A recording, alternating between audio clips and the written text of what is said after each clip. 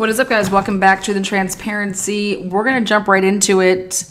WSU, here is the interview. Sorry for the delay.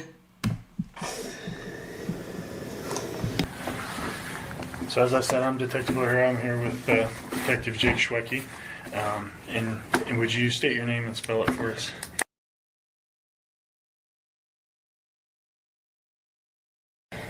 Okay, and what is your position here with the university? I'm an assistant professor in the Department of...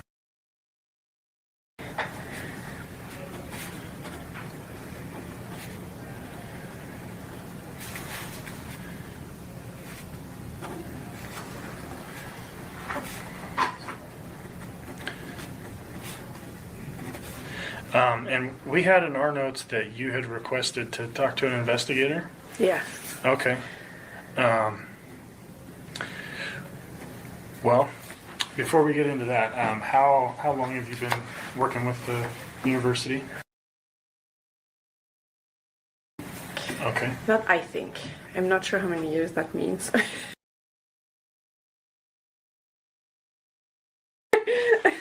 Totally get it. Okay. Awesome. Have you been in this position the whole time? Yes. Okay. In this position, I've never taken any criminal justice classes or any criminology, so you have to bear with me on some of this stuff. Yes. How much face-to-face contact do you have with the students? Now that we're back, we have, especially grad students, we see them for 3 hours every week in class. Okay. And then there's office hours that they can drop by and talk to us if they want. Okay. And what classes are you professor for? What do you teach? So I teach a lot of the boring stuff, so methods and stats. Okay. But my area of specialty is sexual violence, and I do teach a sexual violence class at the undergraduate level, though. Okay. You said at the undergraduate level as well? Yes. Okay. In the grad program, mostly just methods and stats.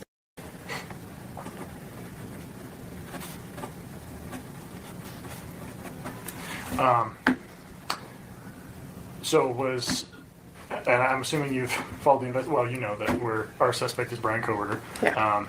Did you have a significant amount of contact with Yes. Kohberger within the? Because as far as I understand, he was only around for this one semester. Is that correct? The fall Yes, of that's 2022? true. Yeah. Okay. So when did you first have contact with him? I would say the first week of class, so my class was on Thursdays, and I guess the Monday was the 22nd, so maybe August 26th or something like that. Okay. And was that in a class setting, or was that an Yes. orientation meeting, or? So there was a barbecue at the beginning that I didn't go to, so... Okay. But yeah, so I saw him for the first time in the class. Okay. And what class was that? Research methods. Okay. Was he in your stats class or the So the sexual violence? stats was for more advanced. Sexual violence, I'm teaching it now, but he did request to be in it. Okay. So the only class you had with Kohberger was for methods? Yes. Okay. I guess tell me about that first interaction you had with him. It was the first day. I think everyone was a little bit stressed. Mm-hmm. But I don't know. I would say nothing stands out much other than wanting to dominate the conversation. Okay. Yeah. Hey, real quick, do you mind if I interrupt for a second? No, go ahead. Just in thinking this, because we don't know why you wanted to talk to us, Yeah. can we just start off with what she wanted to come in and talk to us about, and then we'll go back down our line of questioning? Absolutely. Why don't you tell us what you have for us, and that might lead to more questions. Well, my understanding, and I just want to clarify this, now that there's been a warrant served, I can talk about FERPA stuff now, right? Is that true? Yeah. Yes, okay. So the week right after the murders, he was not in my class. He sent me an email about not being there. The paper he wrote for that class is about burglary. So I don't know if there is something in there, and I know it's part of the stuff that I'm preparing and turning over. And that includes the email that he Yes. sent to you? Yes. Okay. And that paper that he wrote will be part of that as well? Yeah, because it was FERPA protected, but now that there's a warrant for it. And again, I don't have all the details. There might be something in there that's helpful. I don't know. Okay. So I think that for me, that paper is relevant. the absence right after. And I also saw him, I was covering for another faculty for a Tuesday class, right the week after the murder as well, and he was really, really late that Tuesday class, so. Okay. Is there anything else that stood out to you? I think it was pre-murders, I'm not sure. He had something on his hands and I asked him about it and he gave me, but I think it was pre. Like I don't remember, I didn't note. But he saw me looking at his hand and he said, "Oh, you're probably wondering what this is." And he gave me, it was a silly accident. And then completely flushed when he explained what happened to his hand. Okay. Yes. Okay, and when was that? Again, I remember kind of late semester, but that could have been beginning of November. Okay. But I remember like it was a big double, the two middle, and he had big band-aids. And he said something, and I don't remember what he said, but it was something about it happened indoors, and I remember thinking that didn't happen indoors because it looked like, you know, when you scrape on asphalt, like, and it was, anyways. But that's probably nothing. Right hand, left hand, you remember? Yes. So on right hand, and when you were saying the two middle fingers, which ones are you pointing at? Your, These two. Okay. Like the longest. So right next to your pinky, Yes. and then Yeah. your middle index finger. And for Okay. 2 weeks he had Or not band-aids. index. Okay. Okay. That's it. The other things is I can talk to you about how he was in classes, and Yeah, I he mean, didn't like very much strong females, if you want my opinion. okay. Yeah, I mean, what was his interaction like in the class? So how did he interact with other students? How did he interact with you? So it was he wanted to dominate the conversation. He would systematically be late to my class, like every week. To the point where 1 week he wasn't, and I just looked at him and was like, "Hey, you're not late today." And he just did the awkward laughing type of thing. He cornered me after the very first week. He cornered me because I had not given him 100. Okay, guys, welcome in again. Welcome to the transparency. Amelia, the interview, WSU professor. So, a couple things here is that to make a note here that she reached out to investigators to speak with them as soon as obviously this broke. This interview is on. Look at that date though, 1/30. Okay, 2023. It doesn't say 12/30/2023. It says 1/30. Okay, 2023. And I, for one, why is she reaching out to the police? Okay. They need to be going to her. You would think that you would already have Brian's schedule. We need to talk to all these people, right? So something that I noticed here is that why did it take so long to have this conversation? And it seemed like nobody reached out to this woman. And so she reaches out and she basically hits up them, meaning the police. And so to come interview me. If you could see in the beginning when she's talking and then the guy cuts in and it's like, okay, here, since you reached out to us, how about like you tell us why you reached out to us? Let's go there. And so everybody can have their own opinions about this interview, but do I think that this woman is like, hey, I'm gonna reach out, insert myself, blah blah blah? No, I don't get that feeling. I'll tell you why. Because we have no idea when she reached out to the tip line. Number one, I would love to know the date that she reached out to the tip line, or that she just reached out and called them in general. Also, the WSU, you have to understand that we need to still get information on how they were instructing their professors, their students in handling everything. That would be the media. That would be the police. Okay.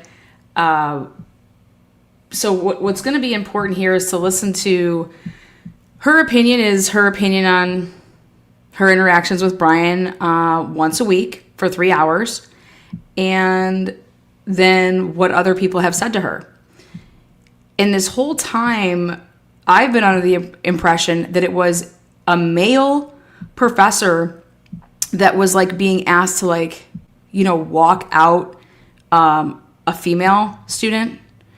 And so we're going to learn some things about this interview, that it was actually her that was asked to walk out a female student. And so just listen to what she's saying.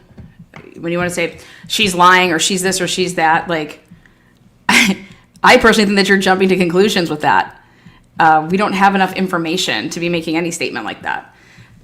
So gather the information, get the information that is like period, end of story. We want just facts. Okay, so Brian had your class on Thursdays from 2 to 5, period. This is your class. What did you teach? Okay, period. How many people were in that class? Well, guess what? I don't even believe that gets answered. I've already listened to this. So let's see, because I have a running list here. I'm going to read it all off for you as I'm going. So first thing is week after murders, didn't go to class. Okay, but doesn't say why. Says there was an email. Was it, maybe it'll get cleared up here, sickness, that was on Thursday. So just so we understand here, the 14th is a Monday, 15th is Tuesday, 16th, that'd be the 17th. So November 17th is the day that she's saying that he didn't go to class on that Thursday. She's also saying that I have a burglary paper that he just had wrote. But then she's saying the week also after the murders, I filled in for a woman that teaches class on Tuesdays. And Brian was really, really late on that Tuesday. Okay. One thing that you notice that the cops don't say is, well, how do you know it was that Tuesday? How do you know it was that Thursday after the murders? Like, how do you keep track of this? Do you have it in a book somewhere? Because can we get copies of that? Okay. Remember, she's doing this interview on January 30th, 2023. So when I'm hearing things, I want to know how I can, just because you say it, we want to be able to prove it. So I'm when she's speaking, they're gathering everything that she's saying, and hopefully somebody's writing this stuff down, because then you want to say, hey, can we get documentation on the fact that he wasn't there on this day? He was really late on this day.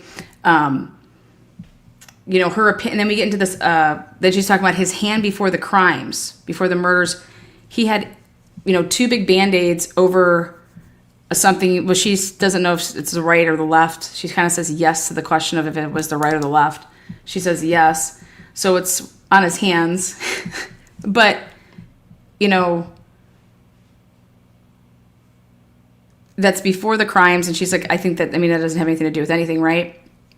Well, I can tell you one thing is if you're going to go commit crimes and you potentially have open wounds, okay, that could potentially, leave your DNA, blood, cut, I don't know. I wouldn't want to be doing no crimes when I got open wounds on my freaking hands. I don't care if I'm wearing gloves or not. They could bleed through the gloves. The gloves, I go to take them off. Who the hell knows? But anyways, then she talks about the story that Brian gives, and she's just like, I felt like I was listening to Colin Albert stuff again, that this could not be from what he was describing. And I'm just thinking to myself right there, it's just like, wow, you think everything that this dude says to you is like a lie. Like, she doesn't trust him. That's what I'm gathering immediately. Even a story about how he did whatever to his hands, whatever he said, she has a serious trust issue with Brian Kohberger. Because it's like anything that he's saying and everything that he's doing, it's being, as you can see, but think about this. I would do the same thing after the fact to analyze, okay, let me now rethink about all these times, right? But what's going to matter here for me is the conversations and what was documented before he became the prime suspect in a quadruple homicide. So that's what we're going to look for, is what's documented before, and how much trouble do I think that WSU is in. I mean, this interview is horrible, in my opinion, for WSU. Horrible. So we're going to continue. 100% on participation for that week in the hall. And many people heard that. Okay. So, but it was just, and I do think though that he learned that I was not reacting to this very well. And my feeling was by the end of class, like I would deliberately not call on him because he would always be like, and even thinking that he should be the professor and assigning who should talk instead of me doing that. So, but he kind of learned and was more like contained, I would say, by the end of class. Okay. So when you say you would deliberately not call on him, in your class, is it open for dialogue? Yes, that's a Okay. seminar, right? So we're all in circle and we talk kind of thing. Okay. Yeah. And you would just deliberately not Yes. call on him because why? What was the reason? Because Great question there by the I know there's multiple people there. Whoever asked this question was so far one of the best questions for a follow-up when you want to know why somebody did something. What do you mean you just deliberately didn't call on him? That, to me, that doesn't make any sense, because think about back when we were in school, when the person that would always know the answers would be raising their hands to answer, right? I get why you would deliberately not call on somebody in a high school setting. Hey, we're going to give somebody else a chance to get get it. So here, let me pick this person. Teachers would do that all the time. It's kind of like when I was a coach. I know that my point guard knows the plays inside and out. I need to make sure that my other players are, with it. So to me, though, in like a seminar style circle, like discussion type class, what do you mean you're not calling on him deliberately? I would think that what those type of classes, from my experience in school, is everybody's giving their opinions for all the different topics that we're talking about. That's how that goes. So if she wanted to put like, hey, you have 2 minutes to make your point, because we got to get through this shit. All right. But to say that I deliberately didn't call on him, why? So that was, to me, was a really good follow-up to ask, like, why is she deliberately not calling on him? because first he always wanted to talk, but like go on these monologues and Okay. then correct other, like I can do the correcting if there needs to be like things like this. Okay. So in that, is it more of like it's open for questions, or is it more for the students to state their opinions? Yeah. And would he, I guess, how would he present his opinions or his ideas? At first, I would say kind of more, this is it. And I would say in terms of research methods, which was a topic, right? There's place to argue a different way of collecting that same information. So, yes, but he would, yeah, he knew better. And of course, this is secondhand. Wait. What do you mean he knew better? Okay, so let me explain what she's talking about. A class is titled Research Methods, okay? Now, when I heard that this is what she was involved with, I was like, oh, hell yeah. Like, that's my jam fest. Research methods? Let's talk about research methods. Anything that would do with the word method, your method of doing something, right? Research methods. Oh my God, I love digging into shit. Well, you guys know there's so many different ways to research something, right? And based off of how you do that depends on what type of information then you're going to gather. So there is no, in my opinion, right or wrong way with in terms of research methods. When you talk about it in a classroom setting, textbook shit. But to find out why somebody goes about it a certain way, I think that's more interesting, because then you can understand like where they're at. But here, I was kind of like, this piqued my interest when she said these words. Topic, right? There's place to argue a different way of collecting that same information. So, yes, but he would, yeah, he knew better. And of Right there. He knew better. He knew better. He knew better about what? Like, this is a very competitive atmosphere. Okay, when you're going to get, like, people don't go get their PhDs, okay, who are lazy, who are not competitive human beings. Let's just call a spade, okay? Doctors are very competitive people. Lawyers are very competitive people, normally. I mean, stereotyping people, yes. Okay, so this is a very competitive atmosphere. So think about that. Like, and so for her to say he knows better to do what? What does he know better to do? Like, he's a first year PhD student, and all I gotta say is, listen, lay down the laws and the rules of your class. Cut him off. Brian, 2 minutes. We have to move on. That's it. I don't understand how this could get into something that, like, you're the teacher, you're the professor. When I was the coach, yeah, my way or the highway. You want to know why? Because I've been there.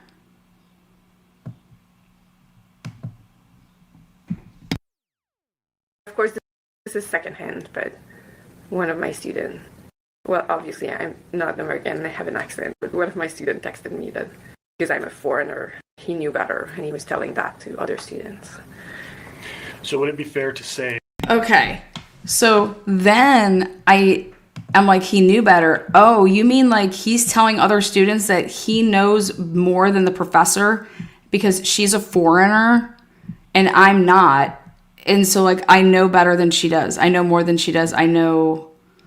And this is what a student texted her. Now, let me tell you guys something about this. That's what you call a tattletale, number one. But there's also, like, that's like when people email me and send me, like, a little clip of something for, like, 10 seconds or 12 seconds back in the day. And it's like, why are you sending me this? What is your fucking purpose? What's your purpose? What do you want me to do? Ooh, somebody said Lana fucking sucks donkey balls. Who cares? Like, why are you sending me this though? It says more about you than that clip will ever tell me about anything. You sending me that little clip. What was your purpose? You think I give a fuck about that? So you're just a drama baby. So then in a setting like this, why is this student texting her to say this? What's going to come from it? What do you want to come from it? I just think you should know that he's basically calling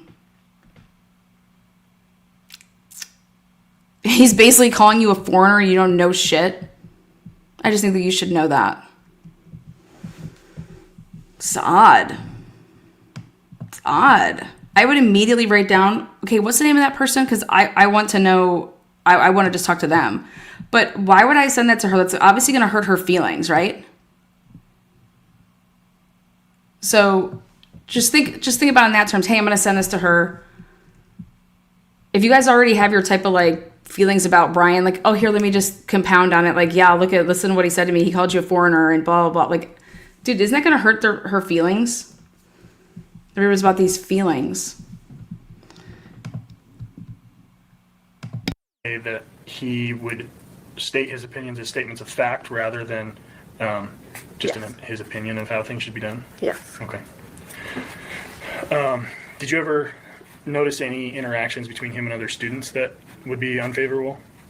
Or either way. Either way. So, and I think I need to protect FERPA for the other students. I won't name names, but Absolutely. I'm aware of, because I was in I'm not the only faculty that has an office downstairs, but I'm the only one that was there this fall that has an office. So Brian's office was there and all the new students. But one day, another grad student came running, crying, like tears streaming, and told me that she had left class because of an interaction with Brian. Okay. Did she describe that interaction to you? Okay. Running, screaming, crying. Write those down. Somebody was running, screaming, crying. What? In all the years of schooling, I have never, ever seen that happen in any of my college, shit, never even saw it in, when I was at, study tables for college stuff with sports that we had to go and fulfill our fucking duties of doing so many hours per week at the study table places. What the fuck are you talking about? Somebody is running, screaming, crying. This is crazy to me. Like, what did you do? What are people doing? Like, what do you mean somebody is running, screaming, crying? Running, screaming, crying. Screaming. What do you mean screaming? Where? When? Yes, but I'm going to be heavy. And told me that she had left class.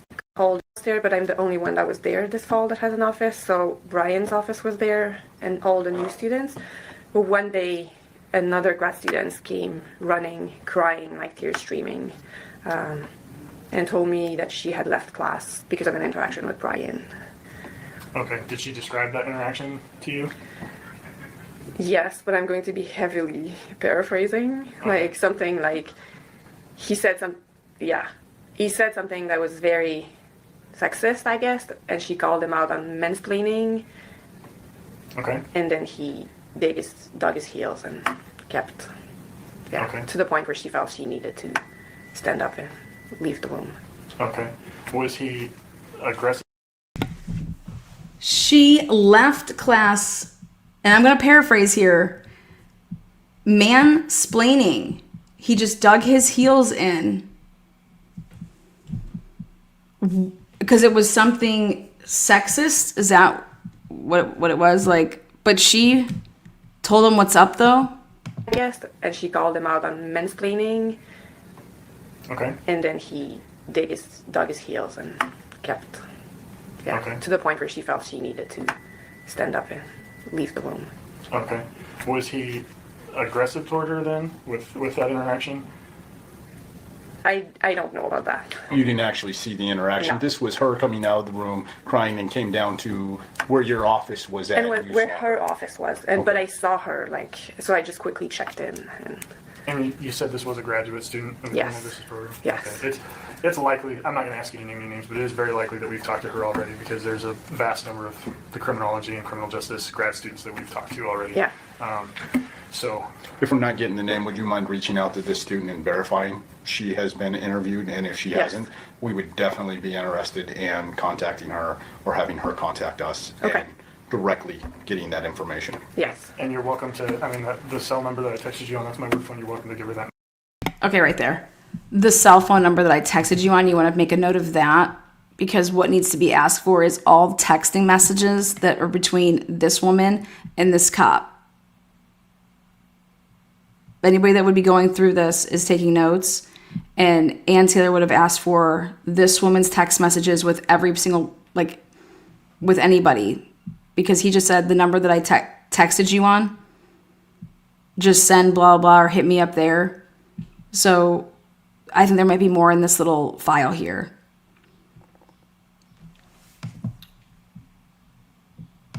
That number Okay. and my information if she hasn't been contacted and she would like to Okay. have an interview with us. I will do that. Is there any other interactions with students that you can recollect? Positive or negative? That I guess, because I was the only one downstairs, I will say that I got a lot of stories. Okay. But you need me to have witnessed it, right? Not necessarily. Secondhand information is useful as well. So. Okay, so we have. So I heard a lot of stories. Let me think through. So one of them, we have a student, and I'm not going to name them, but I think giving the characteristics might identify them. But they're both, and it was Brian told her to her face that he needed his partner to be physically perfect and it would not be okay. Like things like this. I have lots of stories like this, but not a lot of them were said like in front of me. Okay. Yeah, and that's fine. But I was kind of the point of contact where a student would come in my office, recall the story, and I would go and talk to me about it and what we could do. Okay. Okay. So this is all has to be taken in context here, you guys. To think about this in me talking about what we used to talk about in the locker room about whatever. So let's talk about people that we thought were hot or whatever. Like, oh yeah, I would totally date this guy, blah, blah, or whatever. Like, oh no, hell no, I would never date, that dude. He's hot. But then as soon as he opens up his mouth and he starts talking, he's got rotted teeth. His breath always smells and he's just fucking dumb. Like, geez, like just stand there and, look pretty, because after you open up your mouth, it's just, you go from being like, an 8 or a 9 to now you're like a 4.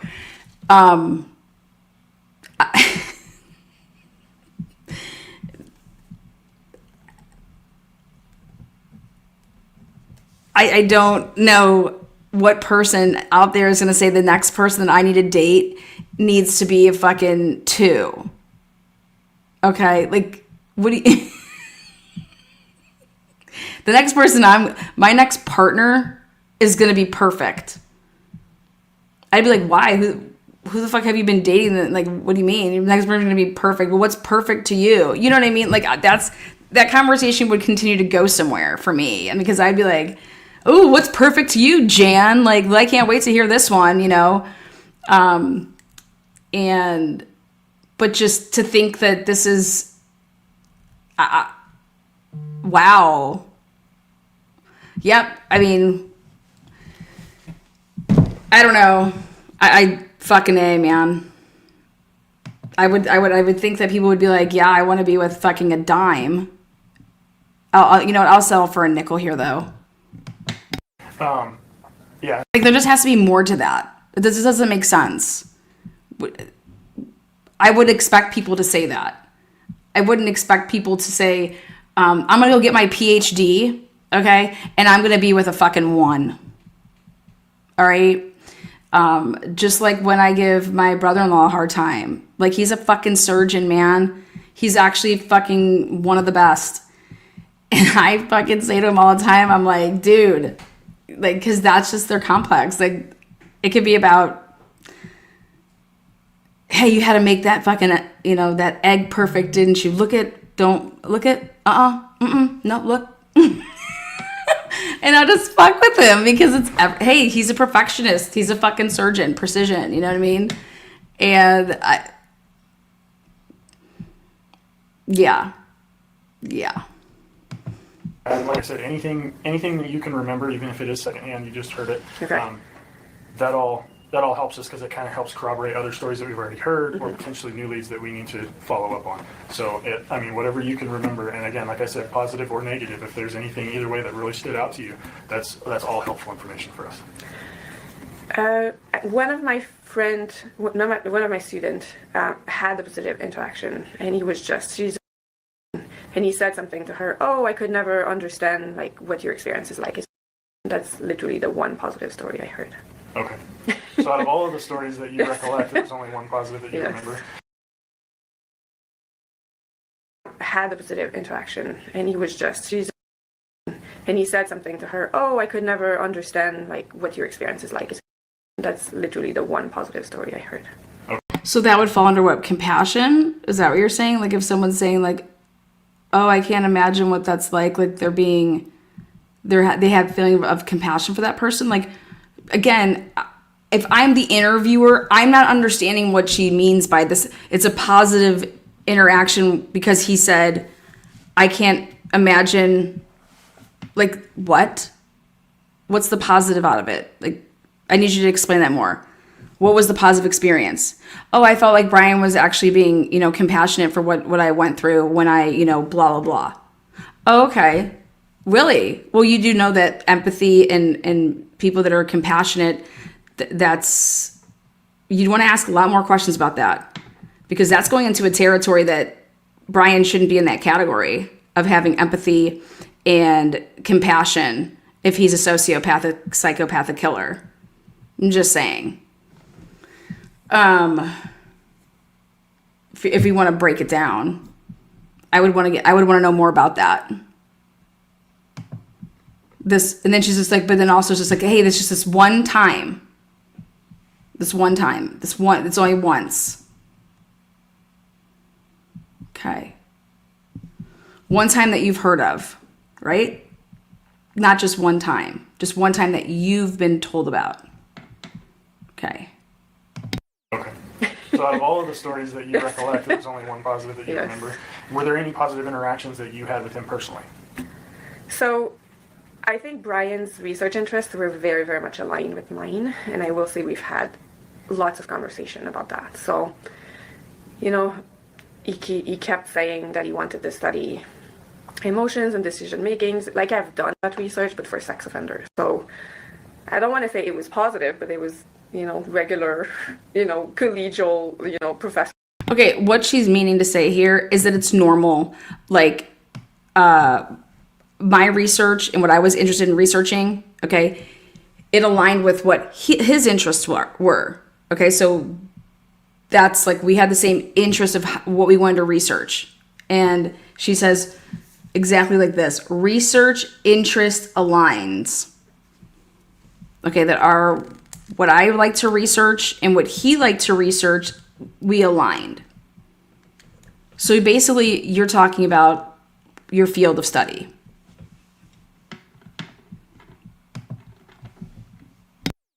With the grad student talking about what it means and like what kind of insight we're having.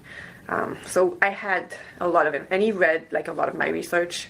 I know when he had to do a paper on another class about a faculty, he picked one of my papers. Like, my feeling is that he wanted to work with me, but he never formally asked. Okay. So I'll tell you this right fucking now. Why the hell would I read your shit if I totally had no respect for you? Why would I want to work with you or alongside of you or do this? Because we're going to start talking about what this even means. Because you have to, people that are like the professors, somebody has to like take you on to be their, she's going to describe it here in a minute. I didn't go get my PhD. But I'm over here thinking like, he's read your work. He picked your work out of anything to, to talk about and discuss. Was it, like I can see if he took your shit to just destroy it, but if he was doing it to do what with it?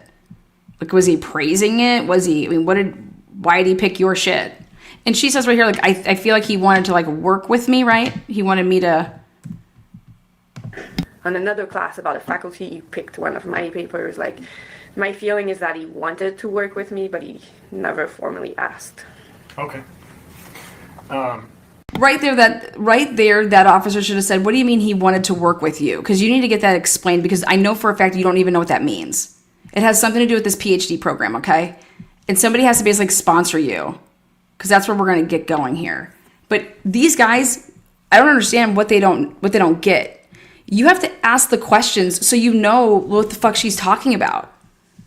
And if you don't know what she means by that, I know that they don't. Because he's just like, okay, Like, come on.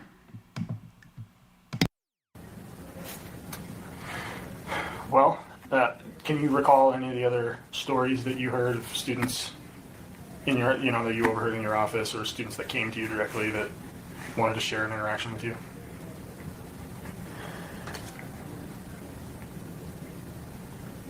I'm trying to. So there was this. He said something homophobic. I classified it as homophobic. I don't remember what the story was. Okay. What? You don't remember the story? Oh, and I was asked that again. I was asked by staff because I'm at long hours at the office kind of thing, like mostly 8 to 5 every day, and I'm one of the only professors that does this. But I was asked to check in on the work study because Brian was like harassing her. So if maybe some nights I could help walk her out or something like this. Okay. Yeah. Oh, these ones I witnessed a couple of times. I don't know why I forgot about this, but. Okay, I think that this person should be fired. This is a mandatory reporter. What do you mean Brian Kohberger is harassing somebody? You have to report this.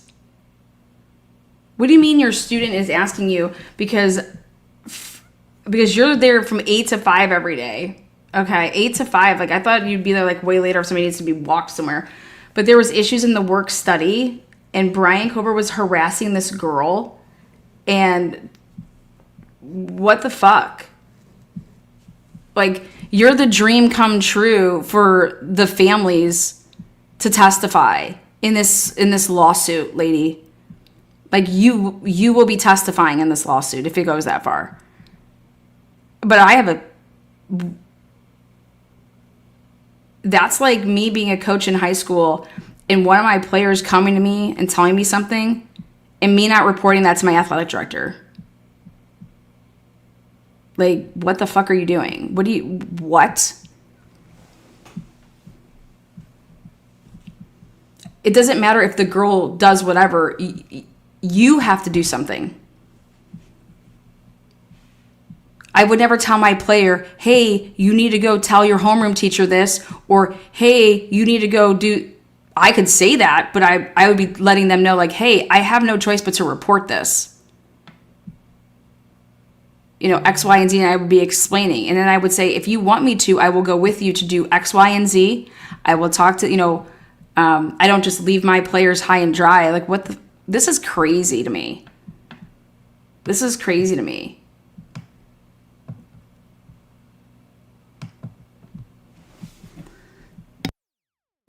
The grad student office that's right in front of mine had some of the female grad students that he was interested to, I would think. And he would go in there and block the door. And every now and then I would hear, I really need to get out of here, by one of the students. And I would kind of step out of my office, go and like literally make my way to let them. Because one of the complaints was that he wouldn't let people leave. Okay. Like he would physically block the door when they were having conversations. Okay. And even at a statement, I need to leave or I need to get out of here, you wouldn't leave. You just try to continue to force that conversation. Yes. Okay. Is there anything else? I think that's it. Okay. Is there anything that you can think of for us that might be beneficial to this investigation? It's only the paper, and again, I don't have all the, like, I will, it's for to be scanned later this afternoon. It will be turned over. I don't know if maybe there's something in that paper. Okay. Yeah, he really wanted to study burglars, like, and again, my research started with, my first 2 years of my research was studying sexual burglary, so people that break into houses for sexual purposes. And he was very against sex offenders. I don't even know how to explain it. And I kept saying, okay, Brian, those are the same principles, right? They are human beings. And yeah, the emotions might be a little bit different, but if you think about it, and also if you look at the research on, other types of burglars, the excitement is still a very strong factor. And he would always like, no, it's not the same as a sex offender type thing. Like, he really did not want sex offenders. And I remember being, okay, that's... Okay, right there's a little bit of a language barrier there. So basically what she's saying, the way that I see this is that Brian was saying that, hey, a sex offender, okay, who breaks into a house for sexual reasons, is different than someone that's just a regular burglar. But what she would be writing a note here and saying is that, wait, Brian was totally against, the way that she says it is, Brian was totally against sex offenders. And I would be saying, what do you mean he's totally against them? Can you explain, like, what the fuck are you talking about? In a nice way when I'm saying, what the fuck are you talking about? Because, well, isn't everybody against sex offenders?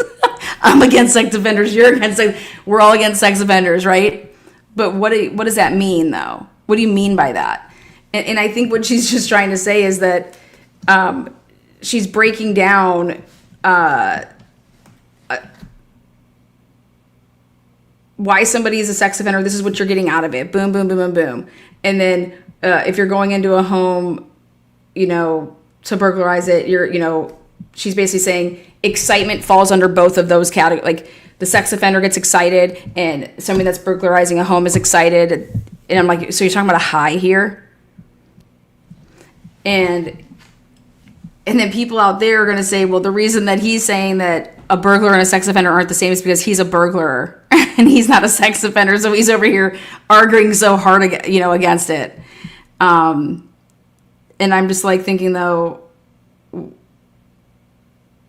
these guys need to ask her what she means, because we're over here still guessing, because I would think that everybody's against a sex offender.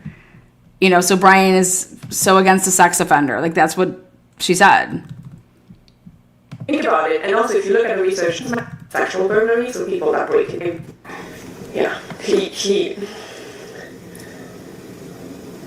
he really wanted to study burglars. Like, and again, my research started with my first 2 years. My research was studying sexual burglary, so people that break into houses for sexual purposes. And he was very against sex offenders. I don't even know how to explain it. And I kept saying, okay, Brian, those are the same principles, right? They are human beings, and yeah, emotions might be a little bit different, but if you think about it, and also if you look at the research on, you know, other types of burglars, the excitement is still a very strong factor. And it would always like, no, it's not the same as a sex offender type thing. Like, he really did not want sex offenders. And I remember being, okay, that's intense, like, as not a sex offender. Okay. And when you're For this guy to just say, okay, dude, he has no idea what the fuck she's talking about right there. Okay. Like, he's just like, we got this all on record, so okay, we'll try to understand this later, I guess. Dude, what? I would want to know more. I mean, they're trying to know about Brian Kohberger. Why aren't they asking her, what do you mean he's against sex offenders? Like, that's important. What do you mean he was really into studying burglar? Like, come on. Give me, why, what did he say to you? Why was he about it? Like, why was that something that he wanted to research? Did he ever say his house was freaking, you know, did he ever tell you why? Did you ever ask him why this part of the field, you know, it's just fascinating to him? I don't understand the purpose of this interview if it's not to, you know,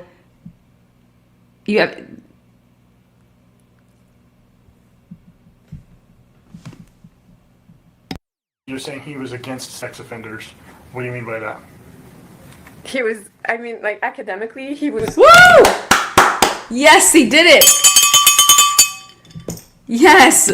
Very intent that regular burglars had nothing to do with sex offender who commit burglaries. Okay. Yeah. It was like a completely different motivation, or... Yeah, I've been thinking about this a lot in lights of things, is what I would say.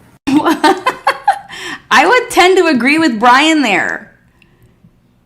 That somebody that burglarizes that's not a sex offender probably has different motivations, right? What? I would agree with Brian there if that's what he said. If I'm breaking in for what? Like, I would have to agree with him. Because if I'm not breaking into your house to do something to you sexually, then I'm motivated differently, right? As not a sex offender. Okay. And when you're saying he was against sex offenders, what do you mean by that? He was, I mean, like, academically, he was very intent that regular burglars had nothing to do with sex offender who commit burglaries. Okay. Yeah. It was like a completely different motivation, or... Yeah, I've been thinking about this a lot in lights of things, is what I would say. Okay. Did he have a specific... I guess my question is, did he have a specific stance on sex offenders as a whole, or just as it pertains to the methods of burglary? I would say just as it pertains to the methods of burglary, like, yeah. Yay! Great question. Make her answer this. I guess my question is, did he have a specific stance on sex offenders as a whole, or just as it pertains to the methods of burglary? I would say just as it pertains to the methods of burglary, like, yeah. Okay. And you mentioned earlier that he was always late to your class. What was how late would he usually show up? Anytime from at least... And right there, you got your answer. That was an answer of yes. Yeah, I would just say this. Why? I'm just curious, like, there's no substance behind that. Okay, there needs to be more substance for me. And when being asked to describe it and explain it, this is what happens. And that's why you need to dig and you need to get them, like, there is no more of this blanket statement bullshit. Okay, get specific with it. Okay, because if someone like this stuck out to the point that I'd be calling them a predator, and in 4 years when we give them a degree, they're going to be the person that's going to go out and do X, Y, and Z, I'm going to be able to tell you why. Okay, I'm going to be able to tell you why. And so I need to hear specifics. Because that's a very, very big, I mean, it's a big statement. And I'm not saying that what she's saying, like, that she doesn't feel that and she doesn't see it. But I'm saying we need to articulate this and we need to be specific and we need to say, okay, well, what did you guys do about this? Like, because she says, like, this has never happened before. You're going to hear all this. And it's like, okay, well, what did you do? What's going on here? These 10 minutes that it would be like noticeable. He was always late to your class. What was how late would he usually show up? Anytime from at least 10 minutes that it would be like noticeable to an hour, I think, once. But then he showed up with a note from his supervisor, I think, saying, oh, there was an exam review. I don't know, I have the note. I will turn it over as well. Okay. So as far as his class schedule is concerned, are you aware of the distance that it might have been between where he would have been previous to your class? Do you have a class that was previous to yours, or you don't know specifically his class schedule for the days that your class was? No, and it would have been, so all the grad classes, so the class for his PhD are always in the afternoon, 2 to 5, and we only have one a day. So it would have been the classes that he was TAing for. That he would have potentially been at before your class? Yes, but been at to support, like, not to teach, because he was not teaching yet, but yeah, to grade or... So in that capacity, he would have been excused to leave that class to be on time for your class? Oh yeah, and I checked in with his supervisor for that class, and he said, yeah, I've told them to just leave and be on time, and he 2 to 5, and we only have... Aware of the distance that it might have been between where he would have been previous to your class? Do you have a class that was previous to yours, or you don't know? No. Specific? Boom, gotcha. Now, this is a lie. That's why I told you guys to hang on. Ready? Here's your lie. She says that she has no idea where Brian was prior to coming to her class from 2 to 5. Okay? So basically what you need to put down in your little notebooks here is that the way that they did the grad program over there at WSU is during the weekdays from 2 to 5. So on Monday, there's a class from 2 to 5. Tuesday, Wednesday, Thursday. So 2 to 5, and he has a different one each day. But that's the grad shit, 2 to 5. Okay, awesome. She's just asked, did you know where he was coming from? Why he would be late on the days with you? And she says, no, I have no idea. Now, this makes no sense. Why? Because of what she's going to say then right after this, which is, I talked to his professor. I talked to his supervisor and said X, Y, and Z. Meaning, so then you do know where he would have been coming from, because the supervisor is the person of that class that he's TAing in. Okay, so listen to this. Specifically his. Okay. So as far as his class schedule is concerned, are you aware of the distance that it might have been between where he would have been previous to your class? Do you have a class that was previous to yours, or you don't know specifically his class schedule for the days that your class was? No, and it would have been, so all the grad classes, so the class for his PhD are always in the afternoon, 2 to 5, and we only have one a day. So it would have been the classes that he was TAing for. That he would have potentially been at before your class? Yes, but been at to support, like, not to teach, because he was not teaching yet, but yeah, to grade or... So in that capacity, he would have been excused to leave that class to be on time for your class? Oh yeah, and I checked in with his supervisor for that class, and he... There it is. I checked in with the supervisor for that class. Would the supervisor be the professor of that class that he was at TAing? He said, yeah, I've told him to just leave and be on time, and he kept not being on time. So in your conversations with that other professor that he was TAing for, did he leave the class early enough to be on time, or did he continue to stay at that class? He continued to stay in the class. And was the class over when he would leave? No, he would still have to. So he would still have to leave that class early. Yeah. He just would not give himself adequate time to get to your class on time. Okay, how does she know this?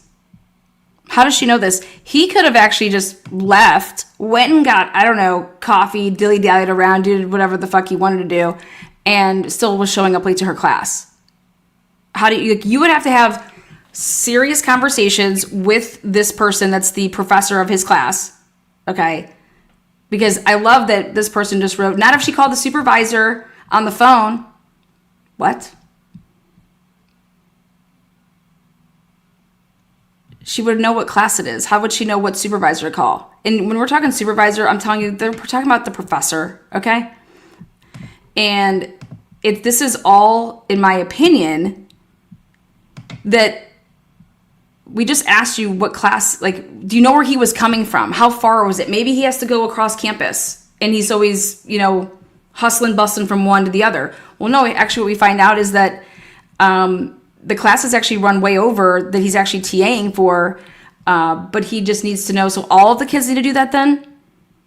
That they're TAing, they all know to leave. Hey, you guys need to leave at this time so that you can be at your, at your grad class at 2.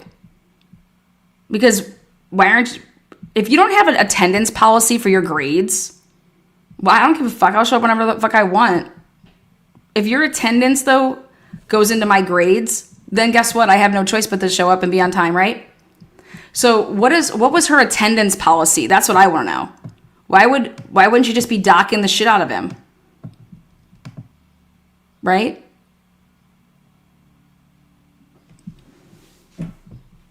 I mean, what's your attendance policy? If he's showing up like this, how do you not have an attendance policy? Because I know even in just undergrad classes, you don't show up to 3 of them. So most people then automatically, if you got your F, or you can drop the class. So what's going on here? What's going on here? So I just think it's also, you have no idea if he's leaving. No, he's just staying there. I talked to the supervisor. The supervisor told him that, hey, you need to leave to go get to that class. And then what? He's continuing that. Why wouldn't you pull Brian aside and explain to him, hey, I need you to be here on time because this is my policy. If you're not on time, then you're going to be docked this percentage points, whatever the hell it is, whatever your policy is, whatever your syllabus says. What are your rules? Okay. But I see this as you don't show up, you're late, you get anything that we work on that day, it's already 10% that you're getting docked. So the best that you can do with whatever we do that day is a 90%. And that's if you get everything, your participation, that you'd get 100. Well, you got 90% because you were late. If you're late more than 30 minutes, don't even bother coming because you're at 50% now. That happens 3 times, It's just, I don't know. What's the policy? Okay. Do you have any idea of why that would be? I do. I know that the grad students have a poll. Okay. They literally started, because as part of his PhD, he had 3 courses, right? 2 by females professor and 1 by a male professor. And they started compiling how late he was to the female professor classes versus the male. And we compare note in the last meetings of the year, and literally late for every single class for the female professor and not even late once for the class with the male professor. Okay. Yeah, and that aligns with what we've heard a lot of already. So Again, it's speculation though. Yeah. Like, we don't know that, but it's like this micro, like, I don't respect you quite enough. Okay. Yeah. And it felt like that, interacting with him. Okay. Did you ever bring it up to him? Yes. Did you bring it up one-on-one? Did you bring it up in front of the class? So I know one you of, said the one instance where you referenced him being on time. yes. Did you ever call him out for it in the middle Well, of class? that one, oh, you're on time today, it was right in front of everyone, kind Yeah. of thing. Yeah. One-on-one I did when you would just argue and argue and argue. And I said, there's, what did I say? There is something to be said about a white male telling a grown female professor that he knows better. And then he gave me I have a gay friend, but I have worked with women before and that's not what's happening. So What does that have to do with the attendance policy? About him being late? What the hell does this have to do? The question is, did you talk to him about his attendance?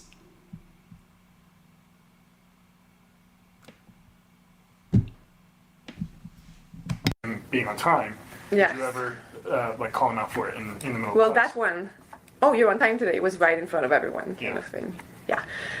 One-on-one I did when you like would just argue and argue and argue. And I said, there's, what did I say? There's something to be said about a white male telling a grown female professor that he knows better. And then he gave me I have a gay friend, but I have worked with women before and that's not what's happening. So no kind of insight into his behavior, I would say. Okay. And in the, I don't know what someone's arguing about attendance. There's nothing to argue here. I would just, hey, Brian, guess what? Late again, right? Hey, Brian, stay after class really quick. Hey, late again. You see the syllabus here? Okay, just so you know, when your grade comes out, I'm not going to sit here and, mother you. Have a good day. What are we arguing about? This doesn't even make any sense. Brian's over here, you're talking to him about attendance, and he's over here saying, I have a gay friend. Do you know how crazy that sounds? And so this guy, so let me get this straight. You're talking to him about his attendance, and he says he's arguing with you about his attendance? Or that he's late? He knows that he's late. You don't gotta say, you're marking it down in your book.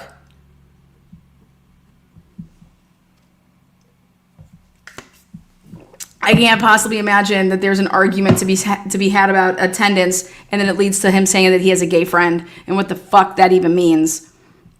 It makes no sense, and this guy to just accept it is, if he does, I don't know, we'll continue to listen here. Oh, obsessed with serial killers. He would talk about it in class. okay. A lot. And talked about working with, I don't know, it's been in the media, but whomever the woman was that taught him and that had published, I don't know how many books on serial killers. I talked about this in class, yes. Okay. You said, so there's somebody specifically that taught him about serial killers and books that he read? I think in The media, by the way, has already saturated the shit out of this. It's been a month, and that's what she just mentions. So, she's talking about the media. this prior university, so at Kohberger. Yeah, we're aware. Okay. I'm sorry. I know I asked the question. I may have missed it. Did you bring up him being late to him one-on-one? Did you guys No. you didn't have a conversation about that?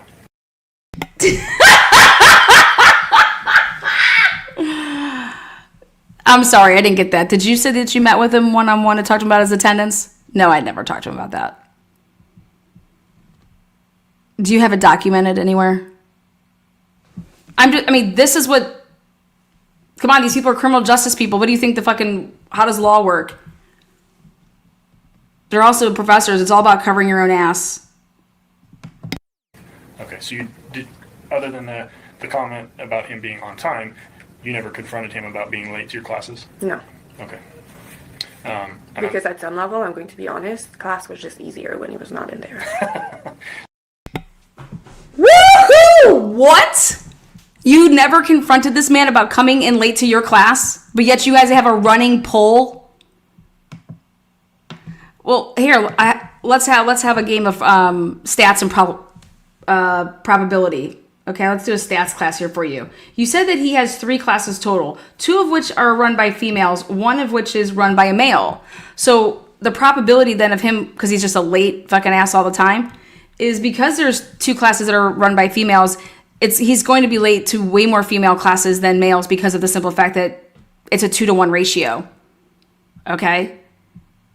2-to-1 ratio. And to sit here and say that he was never late to the males class, well, hit Cyree up. Cyree, what is his phone telling you? Where's he located? Where's he at? What time is he there? Because I'm really curious about this. But so right here, she never fucking confronts him, not once privately, or even like in an email, nothing to say so that means that you don't give a fuck about his attendance, right? Who has a fucking poll about attendance but never talks to the dude about attendance? That's absurd. That's like me saying, Lana, did you not tell your players that they can't miss practice and that they can miss practice and play in the games? Yeah, no, my policy is this. Okay?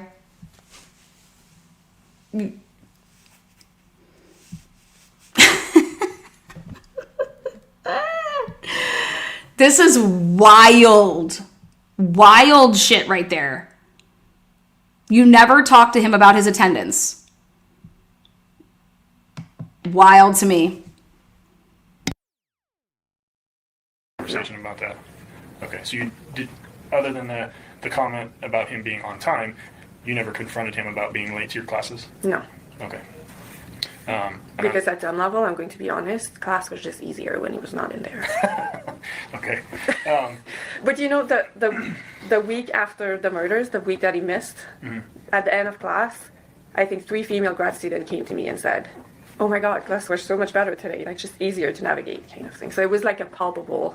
Oh, and physically in the class, everyone, we would, circle around the table. So they would all circle and they would leave this empty space, and Brian would sit next to me every time. Like, Okay. that's how I saw his hand. But I'm pretty sure that was, I don't remember when that was. Now I'm like going to note every time a student has an injury. But like at the time, yeah. That's understandable. Yeah, you have anything? Yeah, one thing. Actually, and this is going to be a little difficult because we've sat and we've talked about Brian for this entire time. But what I'm thinking is, though, setting aside the potential for him being the suspect for 4 homicides, setting aside all the conversations we've had and your speculation after he was arrested, tell me about Brian, your opinion, your thoughts, your emotion. For 25 minutes, we sat there and listened because you want to pay attention to credibility. Well, 25 minutes I sat here and I listened, wrote down everything, listening, okay. And then we get to where she says, I don't know where he was coming from. And she kind of got tripped up with that but she knew to go tell some professor that, hey, you need to tell him to leave, all this bullshit, right? But she didn't know where he was before that, what class it was or anything like that. But she knew who to go talk to try to get Brian but never talk to him. Never talk to him about his attendance, but talks to some professor. Okay, and then let me think. And now we get to, again, credibility here. You never talk to him about his attendance, but you're just bitching about the attendance. Okay. I just can't take you seriously right now. Because you best believe if I have a fucking problem and I'm in charge, I fucking am going to so fucking make it known. She's in charge. Who is Brian Kohberger before all of this happened? If you can do that, it's difficult to step aside now because your time and actions have colored who we believe this kid is. Who was Brian before? Was he an asshole? Was he a nice person who was misunderstood? Was he a mess? In your own words, who is Brian Kohberger to you prior to all of this happening? Okay. This is a good question, and I will tell you why. Because we had a faculty meeting right before the Christmas break, at which time we did not know any of this. And we discussed every single one of our grad students. And he was the one that took the most time because he was highly problematic. And here's what I told my colleagues. I told them, he is smart enough that in 4 years we will have to give him a PhD. Like, he was not failing. He was not doing great, but he was like academically where you would expect a first-year PhD student to be. But I said, mark my word, I work with predators. If we give him a PhD, that's the guy that in that many years when he's a professor, we will hear is harassing, stalking, and sexually abusing of his, I thought would be his students at wherever university he ended. Because there was a performance issue in terms of TAing, a couple of us made the argument that that was the time to cut his funding and get him out, because otherwise he was smart. I think that's probably the closest I can say to what my appraisal was of him as a person before we knew any of this. No. I thought he was a different type of creep. I really kind of missed it in that lens, but he was stalking people. My thing was like, if we give him a PhD and he gets to be a professor. He was a different kind of creep. Do you understand that you just cost the university $250 million?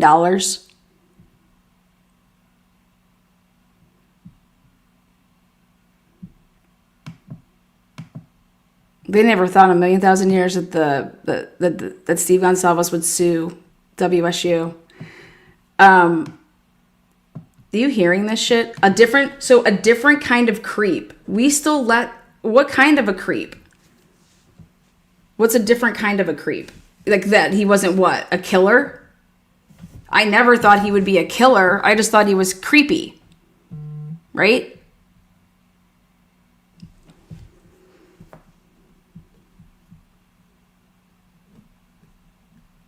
I would call this person to the stand if I was Brian.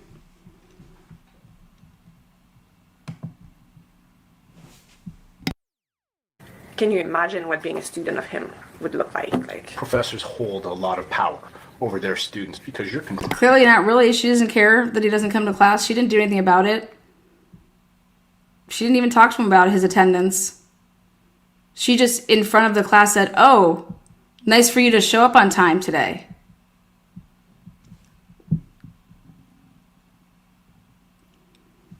Interesting.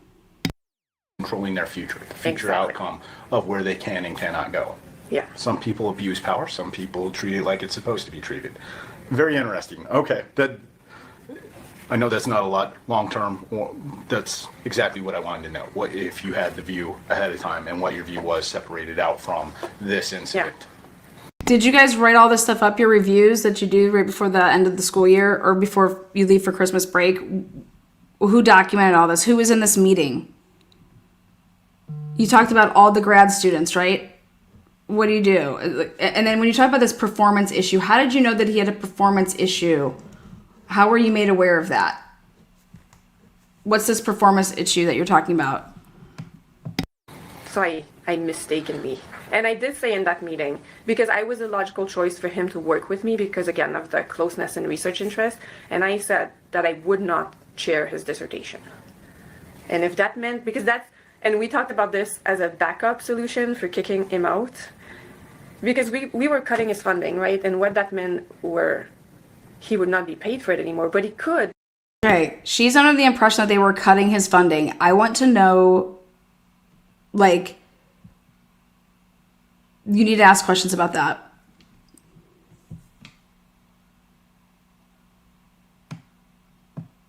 Pay out of pocket to stay. But then our backup was, if he cannot form a committee, as in no one will chair your dissertation, which I would have been, we can kick him out this way as well. And I said to my colleagues, I will not chair his dissertation. I work with predators, like I don't put my name next to them kind of thing. And actually, I made a joke about the predator thing, which in retrospective is not great, but hindsight is 2020. And when was this meeting that you had? these December. discussions? This was your December staff meeting, though, when you guys were discussing your grad students. Yes, it was the last one. I can find the exact date. It's all of our faculty meetings are on Wednesdays. I can find the date if that would be useful. And during that, though, it sounds like, and correct me if I'm wrong here, but it sounds like you guys were already looking at either trying to remove him from the program or get him to move on to another school, or... Okay, the room was more divided than that. Okay. So a core of us really felt strongly that we needed to just, again, act now. Not everyone was so, like, that's rash to be cutting someone's funding after just 4 months. Some people thought... No, some people are like, none of this is documented. That's the problem, is that none of this is documented. Where's all the documentation that you need? Somebody's over here looking at it like, well, did you document any of this stuff? You're bringing up all these issues and you haven't been documenting any of this? No, like, that's the problem. That's what somebody was saying in that room. So you want to bring up an issue and yet you haven't been documenting this? Well, yeah, we have. Remember I'm talking you specifically because you're the one that said this whole perv and this whole predator stuff. You mean, do you know how much documentation I would have? And you would know this being at that university for how long that you have to do all this like this? I mean, this is 2022.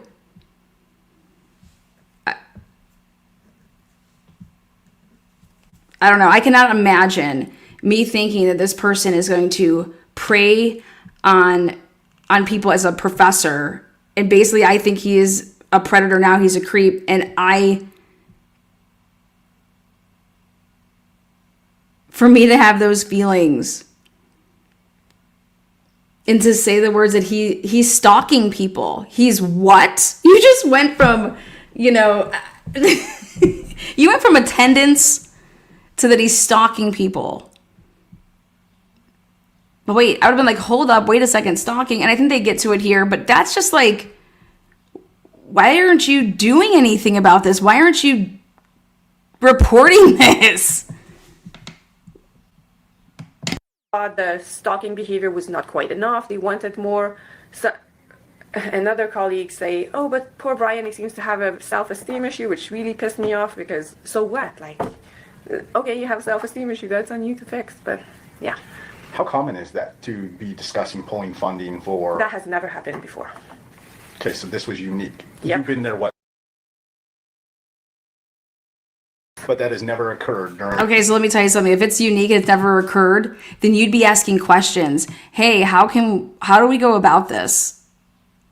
Like, you wouldn't be knowing and saying that you're to pull his funding after the first semester. If this has never happened before, like, think about it. You would have to like do some research and figure out what the hell is going on.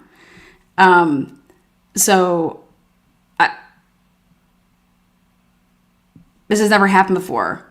Well, what has never happened before? Because nothing is documented. What the fuck has never happened before? I'm shocked. I'm shocked because to think that you can just say things in 2022 and that you think that something can happen by no documentation. I just, wow, it's for me.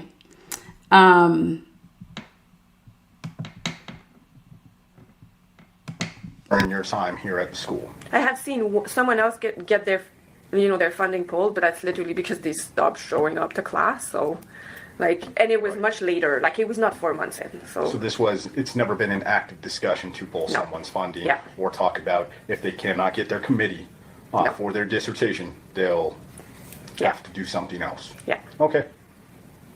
Oh, and again, very random detail.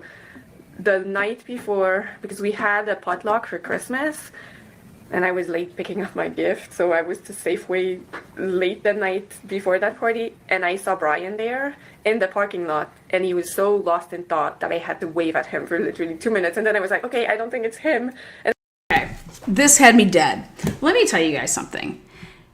Normal behavior, if you see somebody that you don't want to see and talk to because they're creepy and all these things, you do everything in your power to act like I didn't see them, I'm avoiding them, like keep my head down, oh my God, like that's what one does.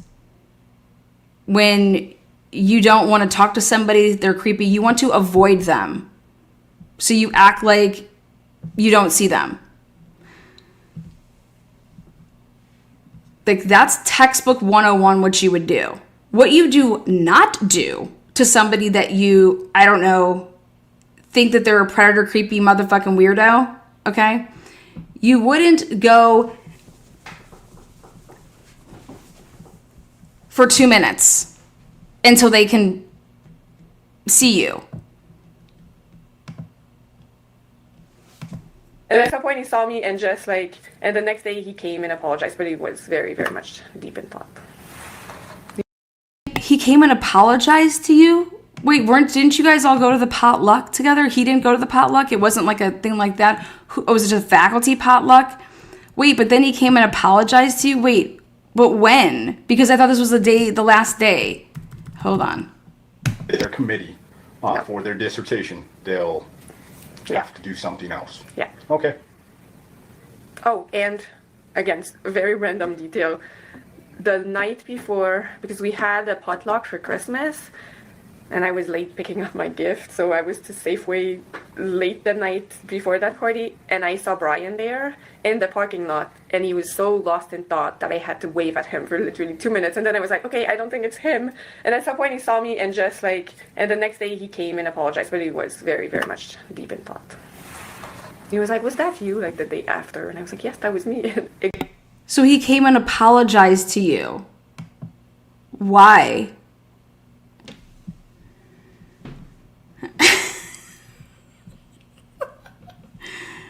I'm sorry, but like, what did you think about him apologizing to you? I don't know. It got to the point of awkwardness because I was like, okay, I think I have the wrong guy. Yeah, but anyways, he was at Safeway very late that night. And I know that was past the murders and stuff. Okay. He was in his car, right? These dudes don't want to ask any questions about the car. Why did you think that it was him? It wasn't like he was walking through Safeway. He was in his car. Have you seen him in his car before? Where would he park his car? No questions about his fucking car? That was like right there. Open up the window to like ask about the car.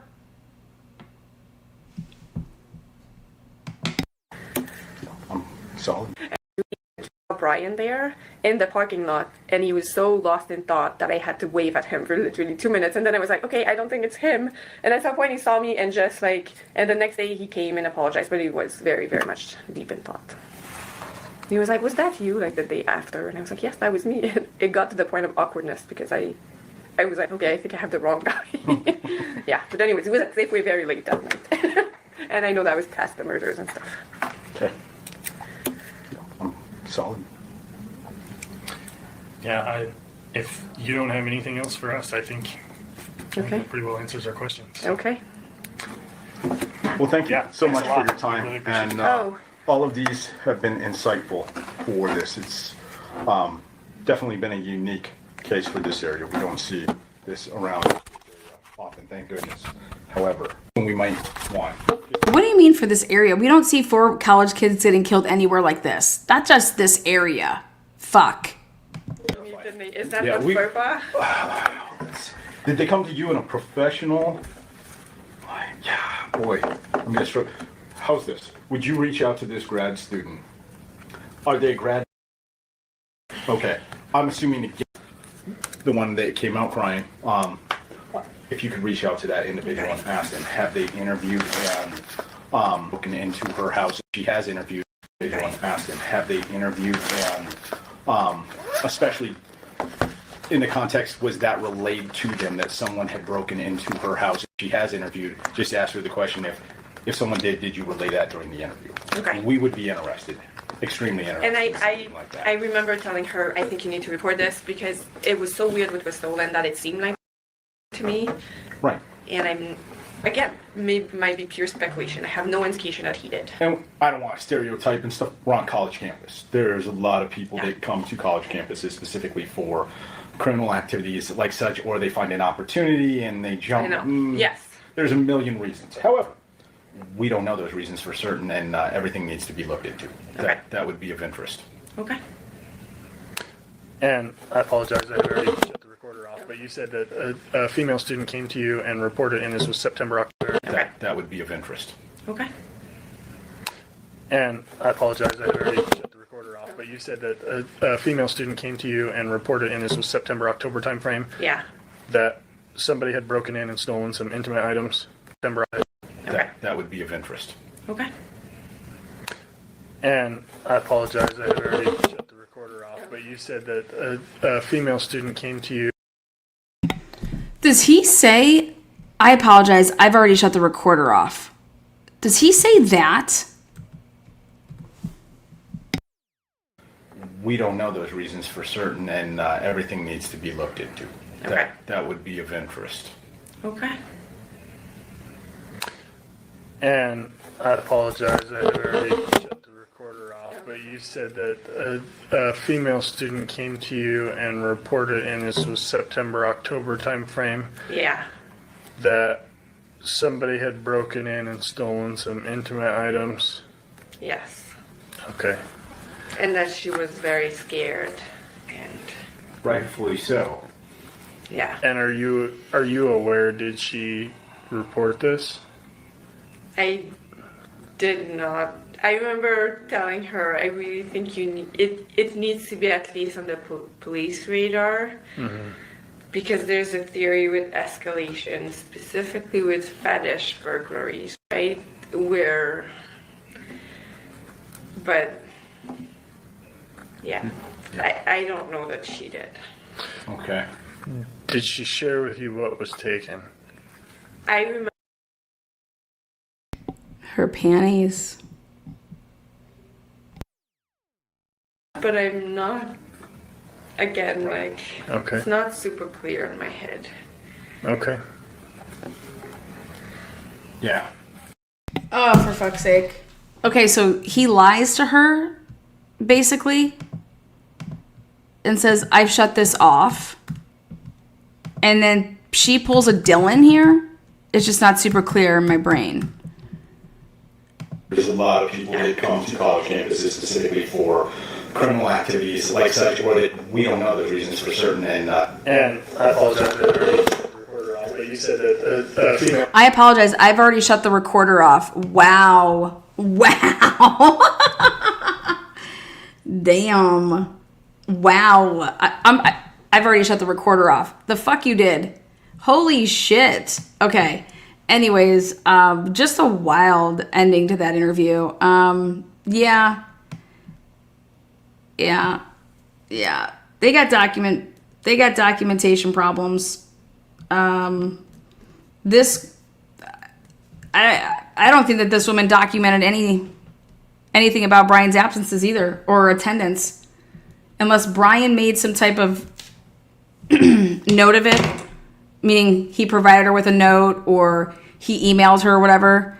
I also want to say this. Brian emailed you to tell you that he wouldn't be in class the Thursday after this happened. We'll find out what date that truly is.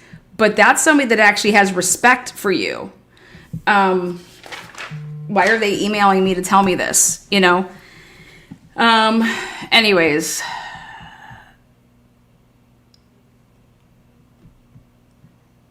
I think that he attempted to get her to talk more about that burglary and acted like it was that he had shut off the recorder. Because at first I thought it was that he wanted to say, I wasn't recording earlier, and so I want to get this on the recorder. But what it basically tells me is that there's other conversations that were had, because she never once talks about this burglary into this girl's house. If you listen from the beginning of when they start, it kind of just starts. So I think there's stuff that's missing. I think that this is kind of going to blow up in their faces. The reason I think it's going to blow up in their faces is they thought this was going to help them for the murder case, right? But really what it did is it literally put them on the hook for $250 million. So that's what remember I told you guys, when we start getting our hands on this type of stuff, we're going to be able to see, and did the investigator say, hey, we need to get all this documentation. I need those emails. I need this. I need that. So, yeah, problematic for me. But again, thank you so much. Go ahead, Accomplished Day. Go check it out. Subscribe to the channel. They're dropping videos for FOIAs. Now, I'm going to use Hector here because what I did last night, I went ahead and we're going to listen to a couple other ones, but okay. What I want to show you guys though is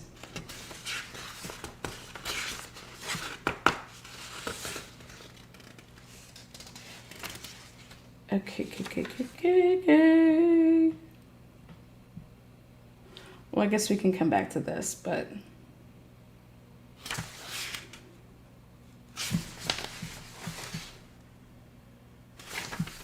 so here we'll go to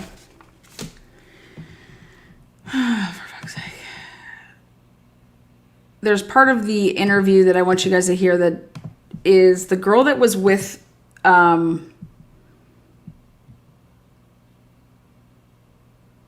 on. She was out with them. Her name is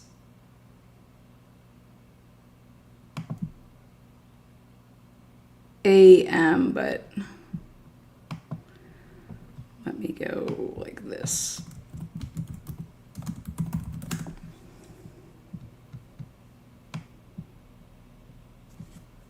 Here we go. Four-year, and they were always over. But I went to Maddie's and Xanax quite often, and Kaylee's. I was over here. I was usually... Okay, so before we start on this, doing some digging last night, because I went back through requests from the MPD 1 through 50, and I wanted to clean up some of my requests. And I had to go through anything and everything that either I've requested or somebody else has requested.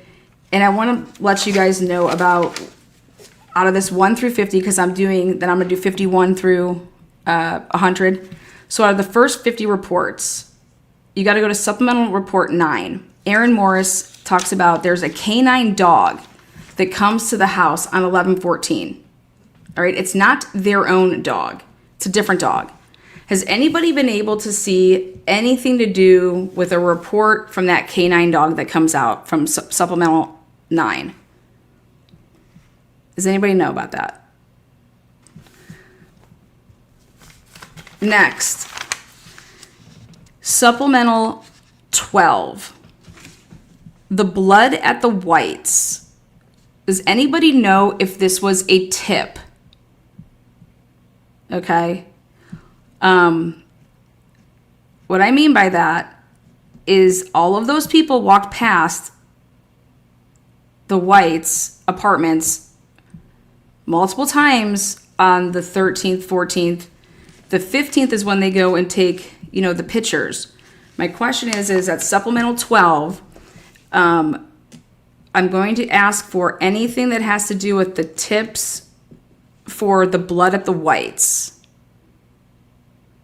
I want to know if there's any tips on that. Wouldn't you be calling that in? That there's blood there? Basically, I believe that there would have to be, because why would Gunderson go over there? What would make them go over there? So let's see if there's anything like that. Next, on 11/14, Danny Vargas says she's supposed to be doing patrol that day, by the way. She's not supposed to be in the field. She's supposed to be patrolling. But anyways, she talks to Simon. Remember Simon G? And Simon says that he called in. He called in and he wanted to report something. So what we're actually going to go for is we're going to make a public request for all of the times that Simon G from that address is in the Spillman between 2022 and 2023. I want to know, he's a cop caller. Let's see how many times he's ever called in. And I want to know the exact time that he called in, because I'm trying to line it up with, remember in the body worn camera of Snyder, when they go up to the door, he goes up to the door of the neighbors with the camera on the day of the murder that they find the bodies. He knocks on the door and he's like, "Oh, did you guys just call the police department?" And they're like, "What? No, we've been in the shower," and shit like that. So somebody called in, and I know that it's not that house, and I wanted to time it up with when did Simon truly make his little call. So next, on 11/15, there is a bartender that calls a tip in to the Moscow Police Department to say that there's a weird bar patron, goes by the last name P, okay? And he lives on Constagna Drive, whatever the street's called. And what you notice in here is that they run a check on this P dude, and they see that he's had mental health issues for the past 20 years on and off with the police department. But where's any interviews with this person? Next has the video come out with Justin N? Justin N is supplemental 20. And it's on 11/17 because he called in and he's like, "I think that you guys should know this. I'm not sure if you do or you don't, but Aaron Morris with Justin N. And Justin N is saying, hey, that front door was open." So did Justin N, has that gotten out here?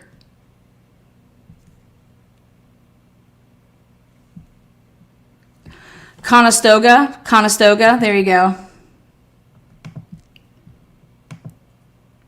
Justin N's walking his dog. Justin N works for the school and is like so again, that's supplemental report 20.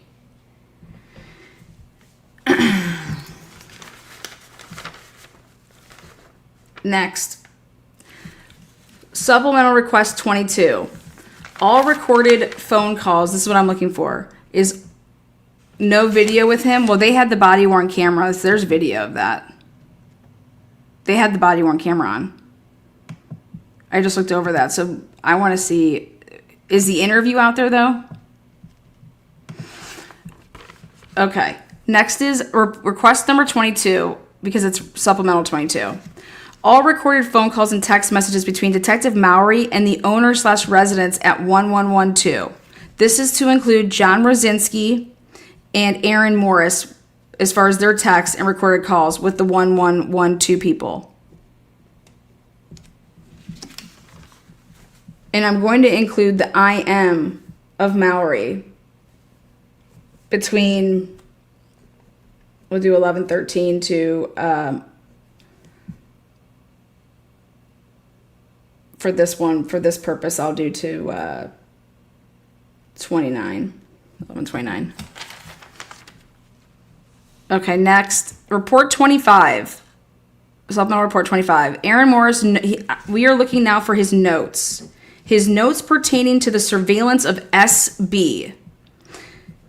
SB was brought to the attention by Idaho State Police. And they have camera footage from 11:12 to 11:13. And they were tracking the movements of SB. Has SB... Now, in Supplemental Report 25, they never talk about the fact that they ever talked to this person. But who is SB that lives at the dorms? And that what... So I want the notes pertaining to the surveillance of SB and all the recorded interviews to do with SB, because Idaho State Police is who I believe did a recorded interview. But where did this name come from, and does anybody know about that?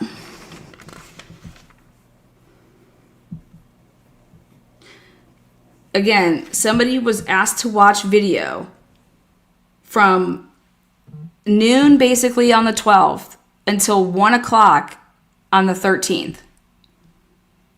And I want to know what video they're talking about that they watched.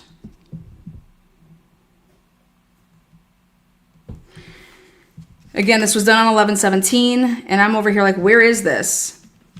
Because I believe that if we dig the right way, we can get this Aaron Morris's notes. If you're watching surveillance, there ain't no way you're watching surveillance and not taking notes. There's no purpose on doing that then, because you have to timestamp everything. I believe this could have been a tip that was called in, that somebody was saying, you know, so think about this. Then I thought about it. It's like a freshman, if you're in the dorms. Remember how the freshmen are like the Sobro drivers? So I think that there's other cameras, and we need to see what cameras these are.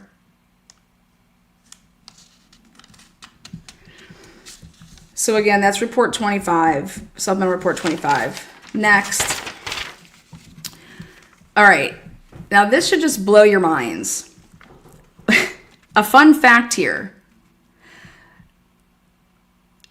Between 11:24, which is Thanksgiving, and 11:27, so 24th, 25th, 26th, 27th, 4 days, 4 straight days. Do you guys know that not a single person in the Moscow Police Department, nobody that works for them,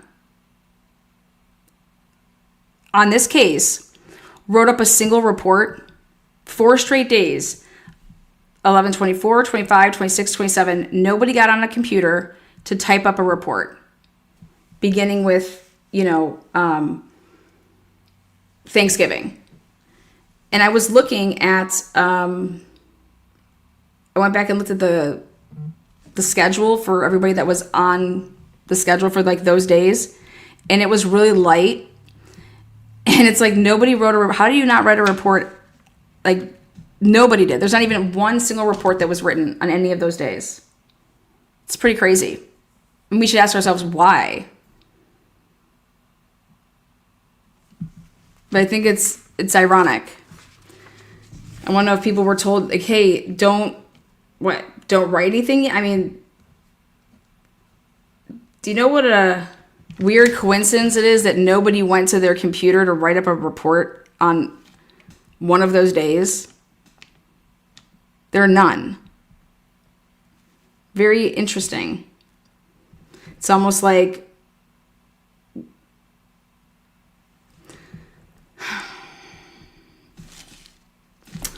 that was right after they took the sheath to Texas, just so you guys know. I shouldn't say the sheath, the vial. The sheath did not go to Texas, guys. Okay? Next, report 27, supplemental report 27. Neil Uhrig. We are going to go after all reports issued by him. Okay? And that's to include all notes from him and all recorded phone calls / IMs that were through dispatch that include Neil Uhrig. Why? Because this has everything to do with chain of custody. And we're going to go from 11/13 to 11/29 because we're going to really hone in on these phones.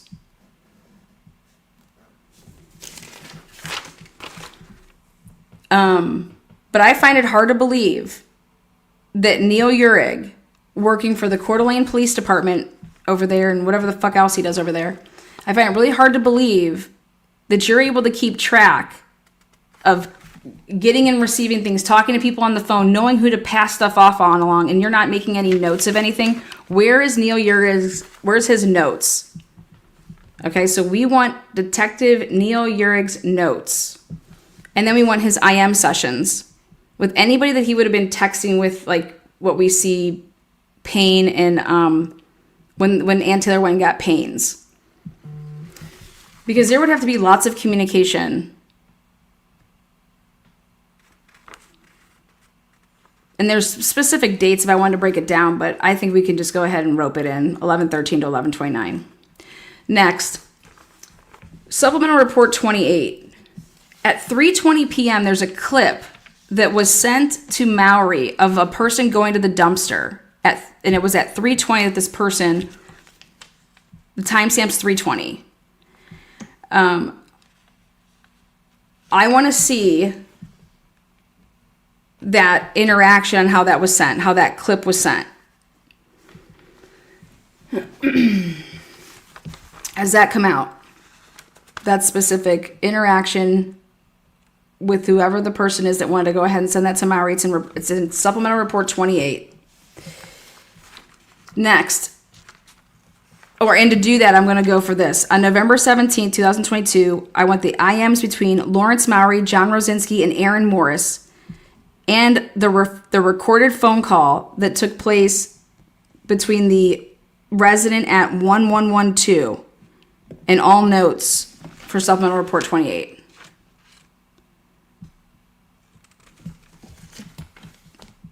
Because we're getting into this whole, you guys supposedly have the camera.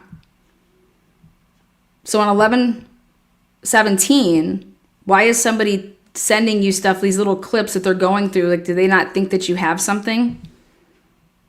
We're going to start really getting into the weeds with this shit.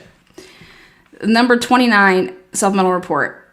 We are going after the external hard drive of the surveillance cameras from businesses.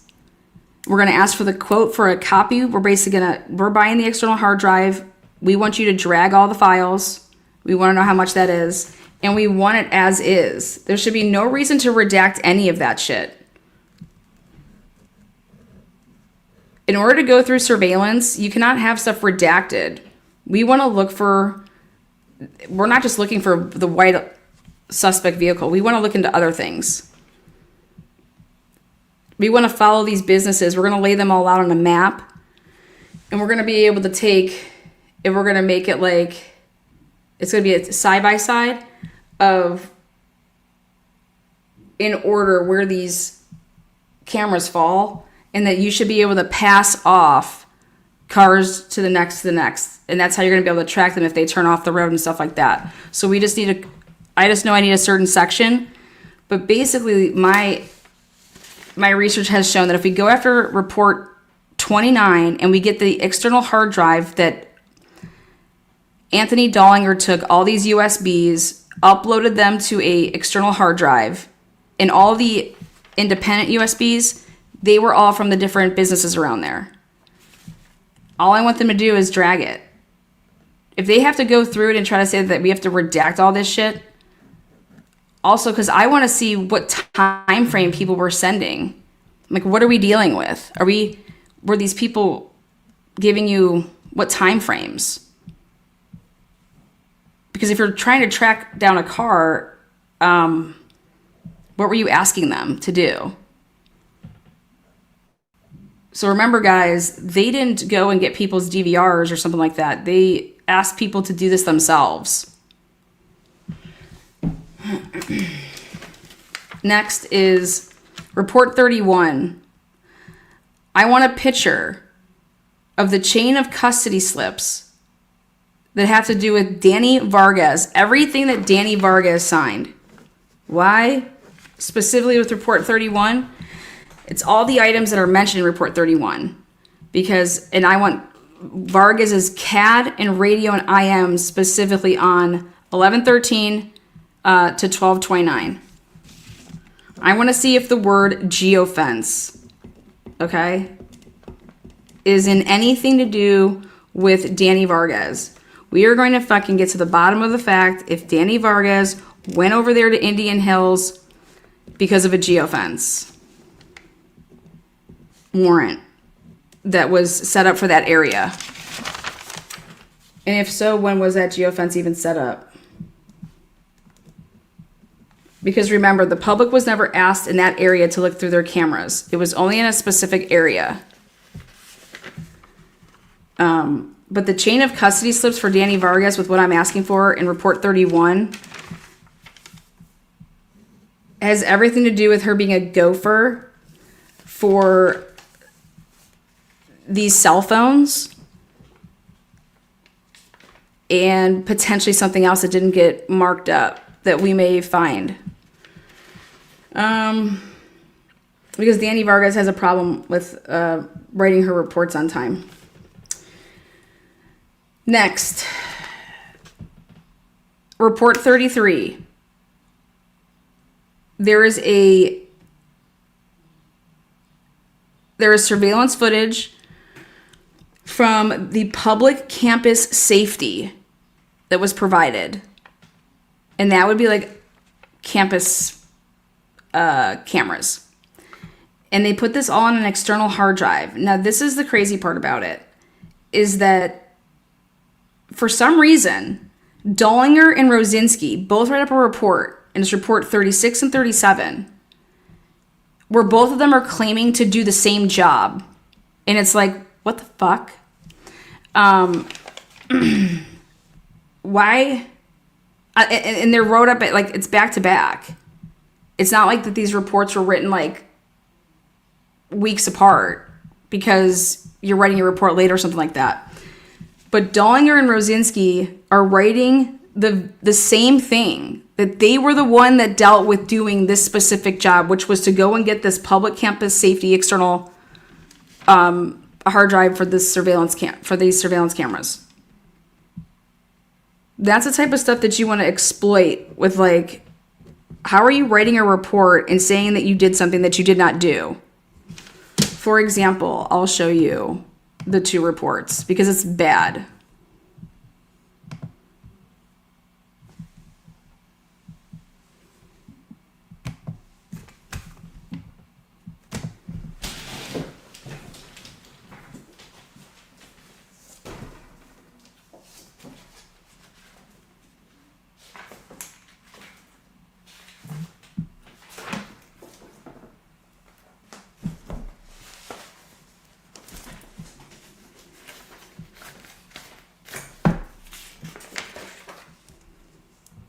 Okay.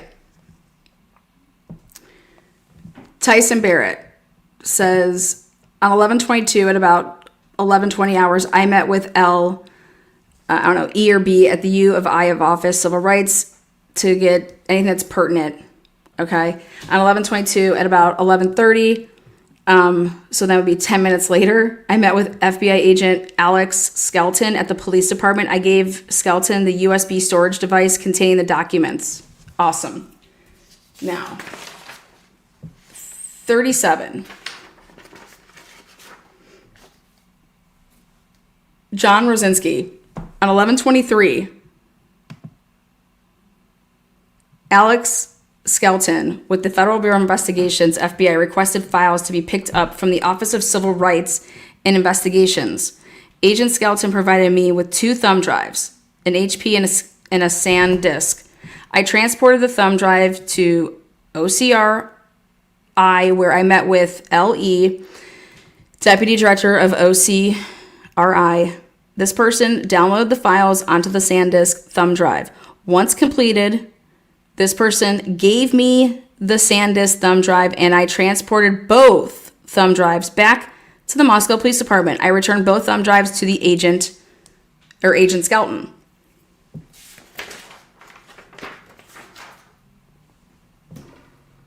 John Rosinski says he does that on 11:23.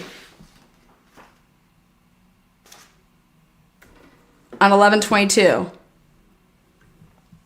at about 11:20, I met with this person at the U of I office. I provided E with a new USB storage device to which she saved documents pertinent to the investigation. Then,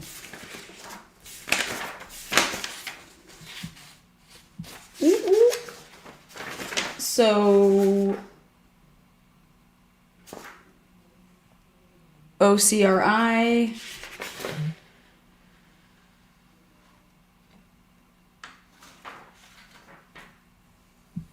Office of Civil Rights, OCRI. Who did what? They both did the same thing. Again, Tyson Barrett, 1738 on 11:22. 11:23, 16:42. Then I broke it all the way down. It wasn't like this person took something there and, hey, somebody's going to come back and pick the shit up. Nope. I waited. I waited 10 minutes. I met with FBI at the police department. I gave Skelton the USB storage device containing the documents. So my guess is what? There's more. On 11:23, Agent Skelton with the Federal Bureau of Investigations requested files to be picked up from the Office of Civil Rights and Investigations. Agent Skelton provided me with 2 thumb drives. Look at the type of thumb drives. HP and SanDisk.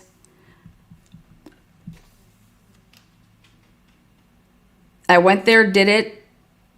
They did whatever, brought it right back. I returned both thumb drives to Agent Skelton.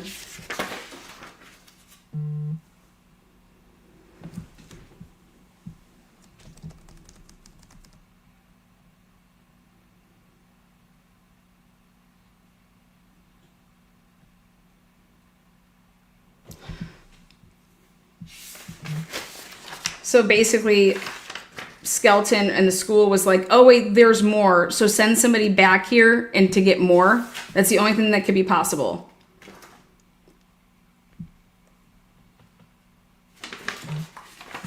Then the very next report, of course no body worn camera, on November 18th, this is Dollinger. I met with Moscow Police Department property coordinator. He released the following items of evidence to me. This, all these. Well, guess what date this is? This doesn't even get checked in until November 23rd. It's a blood swab. November 23rd, this item. November 19th, this item. This buccal swab, 11/23. This glove found on Thanksgiving, 11/24. So please explain to me how Anthony Dollinger on November 18th did any of this when none of this was collected yet. Okay? Next. People say, oh, that was a typo. He didn't really do it on the 18th. Well, when the fuck did he do it? How do you mess that up? Okay.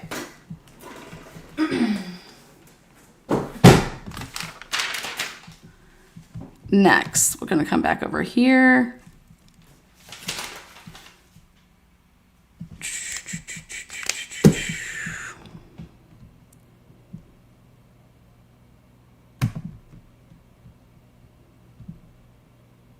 Let's pull this back up. Remember, Brent Turvey said he wants to go back and look at all this chain of custody shit. We've been screaming this for a year. Now, a couple more of the reports is, okay, this coke dealer shit. Last night, I could not sleep because I was determined to understand why in the world did they all of a sudden want to start testing female DNA? And they were asking for female samples.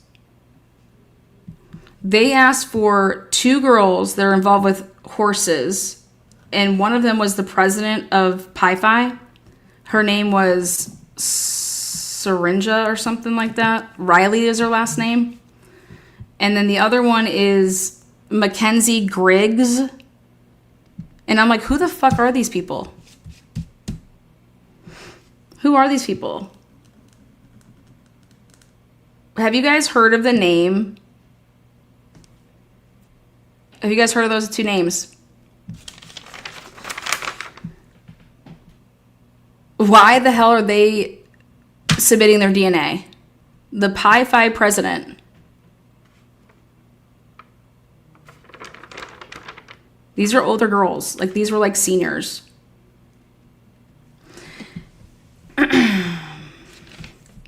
Next, then there was a bunch of guys' names, and they were from Coeur d'Alene.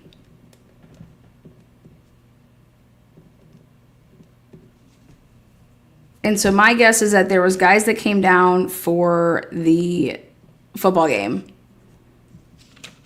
That's just a guess, though. But Chase Dixon, Brennan Crawford. Like, who the fuck are these people? Right?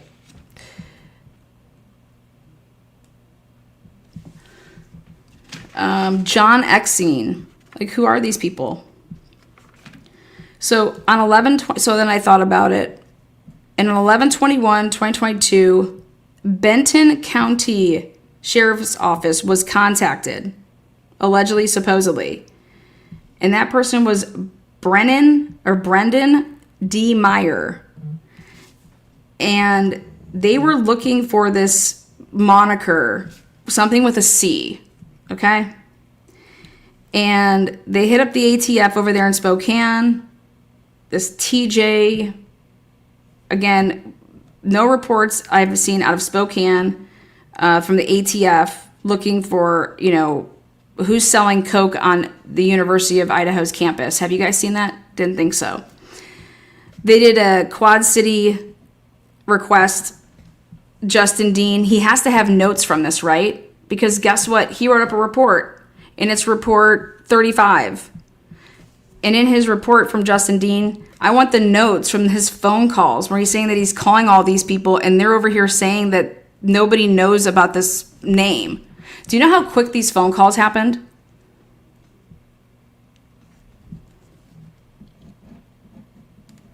He called all these people and had a conversation with all the names that he gave within a 10-minute period. That's report 35. So I'm thinking that I want Justin Dean's notes from report 35.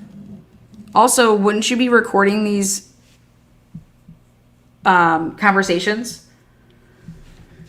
So maybe there's some recorded conversations.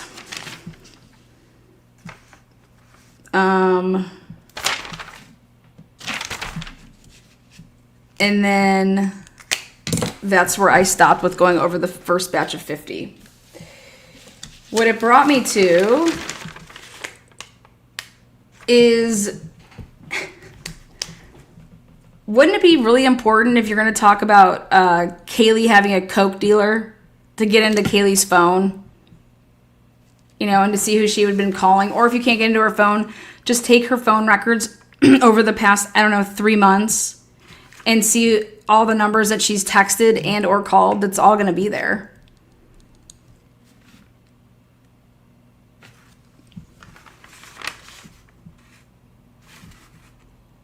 Where is there a report of somebody saying that they went through all of Kaylee's? I mean, this is what the FBI did this, but the FBI had to eventually turn this over to them.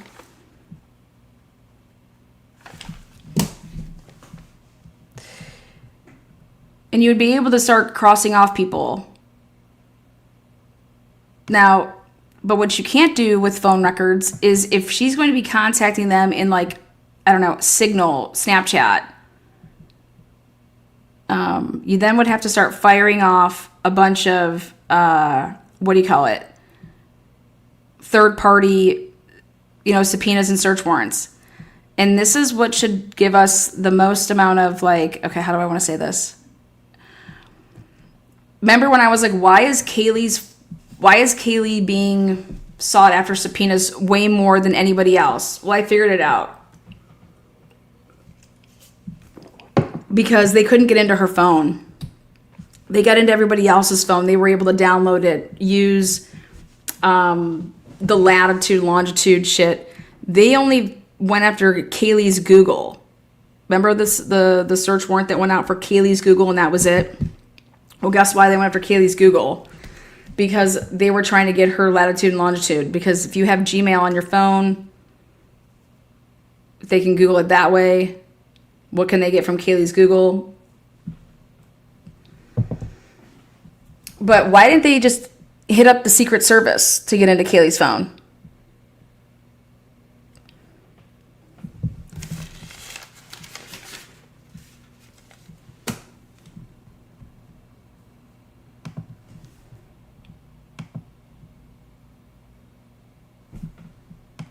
With them all the time. Okay. Mm-hmm. Were you up there for game day just last weekend? Yes, but I didn't go out. Okay. Mm-hmm. I know that there was all kinds of parties and hangs out and whatnot. So you didn't go out at all, or you didn't?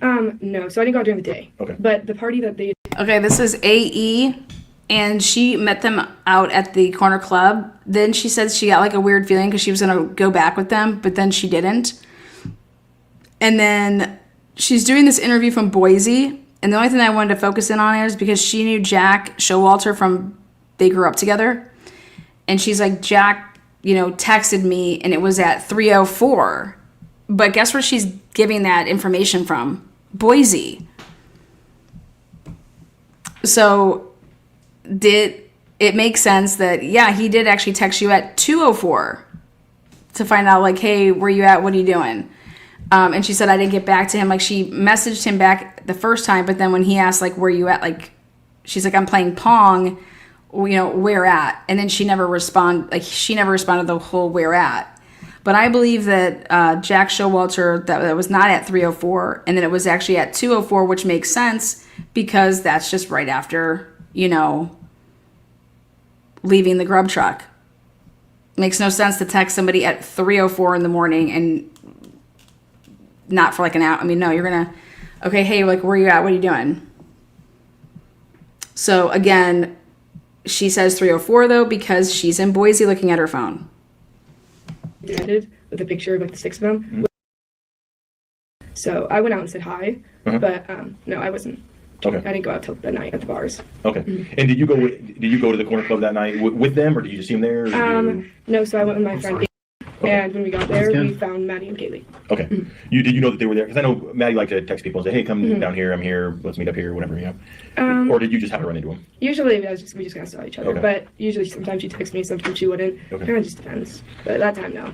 So you guys were all at the corner club. Were you kind of hanging together at the club? Oh, the whole time, yeah. Okay. Mm-hmm. And then, do you remember what time they left? So I was supposed to go home with them. Okay. And I don't know, I got a weird feeling, so I decided to get a ride home with them. I want to say about 1:15, somewhere between that, I think. Okay, when somebody would say to you, I got a weird feeling, so I just didn't go home with them, wouldn't you say, like, why did you get a weird feeling? Like, what the fuck? I think. Is when you left? Yeah, I'm Okay. not for sure. And they were still at the But yeah, they stayed. at the corner Because club? I decided last minute to get a ride with someone else. Who gave you a ride home? Do you know the name? No, I'm not really Okay. close to the freshmen, but my friends called it, like the older adults called Got it. it. Got it. Okay. And then when they got home, could you? I mean, you live close. Could you tell when people started showing back up at the house? You know, because noise and whatnot, or So we went to our friend's apartment. And we were playing music, but we didn't hear anything. okay. So you don't know what time they got back home or any of that stuff. Okay. No, but I do know they went and got food after a grub truck. Okay. Do you know because of the video that's going around, or did you know that anyway? I mean, a little bit of both. Okay. Yeah. Fair enough. At the time, they think the crime happened around 3. You could see right out their window to Maddie's house. Okay. At the time, they think the crime happened around 3. You could see right out their window to Maddie's house. Right here. There's only a couple things that are worth a damn. They think the crime happened around 3. You could see right out their window to Maddie's house. Okay. You could see right out to Maddie's. So, wait, what? Listen to this. At the time, they think the crime happened around 3. You could see right out their window to Maddie's house. Okay.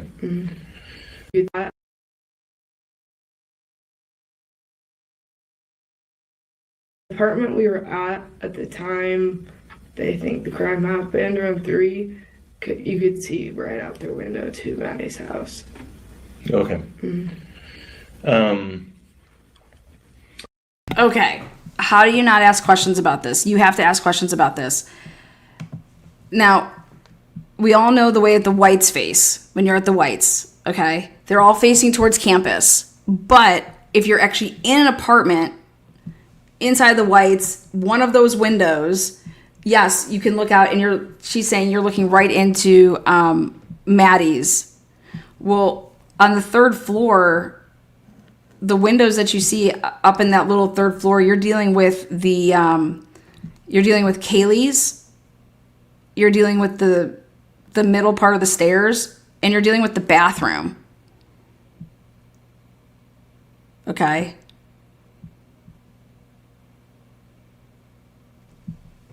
That's what you're dealing with. So this is just people being confused because Maddie's room has no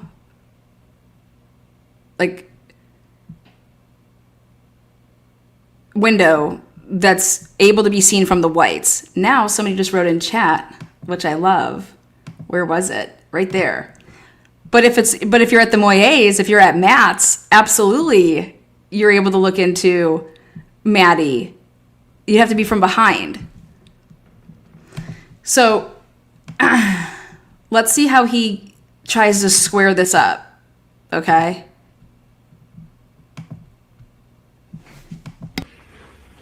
They also had their blinds shut, though. Okay. Yeah. Did you notice any different cars or anything parked by their house that night or anything like that, or early in the morning or any of that? Okay. So you were at the so you weren't at your apartment, you were down a few over. What time did you go back home? Or did you stay there? No, I went home around, I think it was around 3:30. Okay. 3:40. Okay, so when she says this, I immediately say, okay, so when she says I was a few down, I'm thinking, oh, she's a few down in a different complex. Okay? No, she's just a few down of the doors in the same complex. She never left the Whites. Okay, so think about your long hallway and you have doors, right? I'm just a couple doors down at this person's apartment. All right, these people are starting to look at the media and see the fact that pictures show that Kaylee's, everything's closed. Like, to talk about blinds, I mean, it's really bizarre. because they don't ask anything to dig into that. What do you mean the blinds were closed? What do you mean Maddie's room? You can't see anything. There's no Maddie's room. It's the bathroom, the stairwell, or Kaylee's. Okay, so you went home. Were people still showing up back from bars and parties and stuff at that point in time, or were you kind of? Some of the Sigma guys came over from the house because we were in like a Sigma Chi apartment. Okay. But other than that, no, there was no one coming in from the bars or anything. Okay. When you left the party, is it like an internal apartment type thing, or do you actually like go outside to go back to your place? I had to like walk outside, and since I was on the top floor, So- you just go down the stairs and then you walk straight. So when you walk outside, can you see the house on King? No, because all the apartments face towards the road. Okay. Yeah. Did you were you up there during the summer? So you didn't think to ask right there when you said, well, how did you know the blinds were closed? What the fuck are you doing? Like right there, she tells you. I was on the top floor, So- so you just go down the stairs and then you walk straight. So when you walk outside, can you see the house on King? No, because all the apartments face towards the road. Yeah. Did you? Can you see the house on King? No, because it faces this way. So then you need to say, wait, you just said that you could see the blinds. Like, and that you could see into Maddie's. And then I think she's just going to clarify and say, yeah, I'm just trying to show you where we're located. We're the Whites, right? And then this is where we're located. And if you're inside this apartment right here, you can see right across. And then this is what you would say. Wait, what? Have you been inside this house before? Because she's specific when she says Maddie's. And no, you can't see Maddie's room. Sorry. Were you up there during the summer, or did you just go for the semester? Just this semester. Okay. Had you heard any problems that Maddie or Kaylee or Xana were having with anybody? Anything like that? No, they never really had problems with anyone. Okay. So that's what's kind of weird. But I did report. I called the police station. I don't know if it was here or the one in Moscow, whatever the number was. Probably the one in Moscow. Yeah. Is probably who got it. So But there was a guy who was pretty weird at the bar. at the bar. Yeah. Okay. Yeah. You remember? Okay, so this is why she was contacted. She called, and it was about Cole. Okay, so then you can take your little notepad and you can be like, okay, again, we have a tip caller. All right, so I think this is amazing. Like, she's like, here, I wanted to call in because of this dude.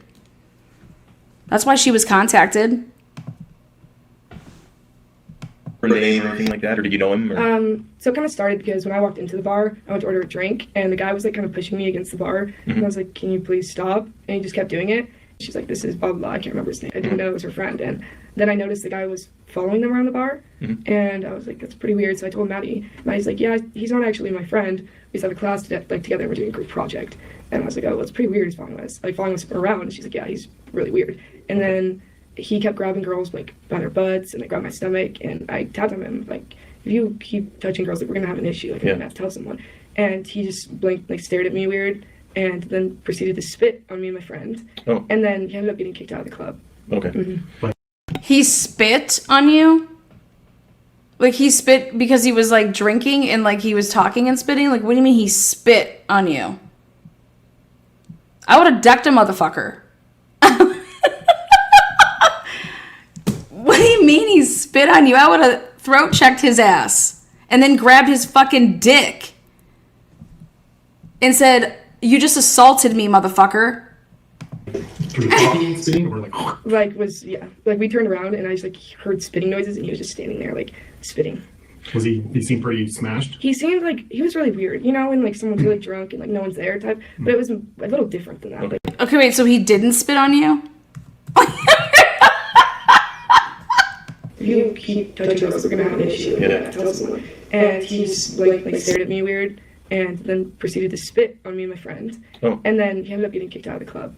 Okay. Like through talking and spitting, or like? Like we turned around and I just like heard spitting noises, and he was just standing there like spitting. Was he seemed pretty smashed? He seemed like he was really weird, you know, when like someone's really drunk and like no one's there type. But it was a little different than that. Dude, what's going on in Idaho and in Washington? What's going on? Do people not like spitting on somebody is spitting on somebody? Okay? This kid didn't spit on you then. He's just, you turn around, he's like making I am sorry, but What? He was spitting on me and my friend. Like, he didn't really say much at all. He was just kind of trailing us around wherever we went. So it seemed different than just some dude who's hammered. Yeah, he seemed off. He seemed weird and hammered. Yeah. Okay. And then he got thrown out. Yeah, I didn't see him get thrown out because we went outside to the outdoor area. I did. Okay. But I was told that he got kicked out. I didn't see him again. Okay. Anybody else weird or creepy around, following anybody, anything like that? Not that I noticed, but I did remember him because you don't really have those issues that much. Sure. I can tell you that he has been talked to, and he's very cooperative. And so if that helps you or anything, Yeah. put it out, because I know that there's a lot of group chats and rumors and all this other stuff going around. And, and speaking to that, is there any rumors going around that you think are of note or worth looking into? I know that some of it is just people just guessing and making stuff up, but Yeah. Sometimes there's some stuff in there that has a little truth in it or whatever. So I don't know. A lot of it's just hearsay. Okay. Like, I can't even say if it's accurate or not because there's so many different stories of what did and what didn't happen. Right. I know I was close with all the girls, but, unless my friends, because I'm really close with Reese and all them. Okay. So unless they told me, I just don't really take it as anything. But I did know there was, like, speculation over they told me accurate or not because there's so many different stories of what did and what didn't happen. Right. I know I was close with all the girls, but, unless my friends, because I'm really close with Reese and all them. Okay. So unless they told me, I just don't really take it as anything. Okay. So unless they told me, I just don't really take it as anything. But I did know there was like speculation over. I did hear about that. That's all I really know. Okay. And we've also talked to him. He's also very cooperative. Yeah. Did you hear any? We heard this rumor, and we're just asking people about it to see if there's any validity to it. About maybe somebody having some kind of stalker or something like that going on. Did you hear anything like that? I've heard briefly. No one really knows though. I've only heard it twice, but each time it's been a different girl stalker. Someone would say it was one of the survivors, or someone would say it was. So there's nothing really definitive or Yeah. similar, really any similar with the story. It's just kind of. I did hear someone say that some guy used to follow Kaylee on her walks with the dog. Okay. But, Yeah, he was hanging out behind the big garbage can, yeah. trash bin thing. Okay. How about drug use in their apartment? Do you know about any? They never did drugs when I was that I know of, but they were never. That wasn't their thing at all. Okay. Did you spend a lot of time in their apartment? Or? Yeah, I was over there a lot. Were you? Okay. Yeah, because I was supposed to go home and hang out with them there. Was there always a lot of people just coming and going? Okay, right there. I was supposed to go home with them and hang out there. So, dude, wild.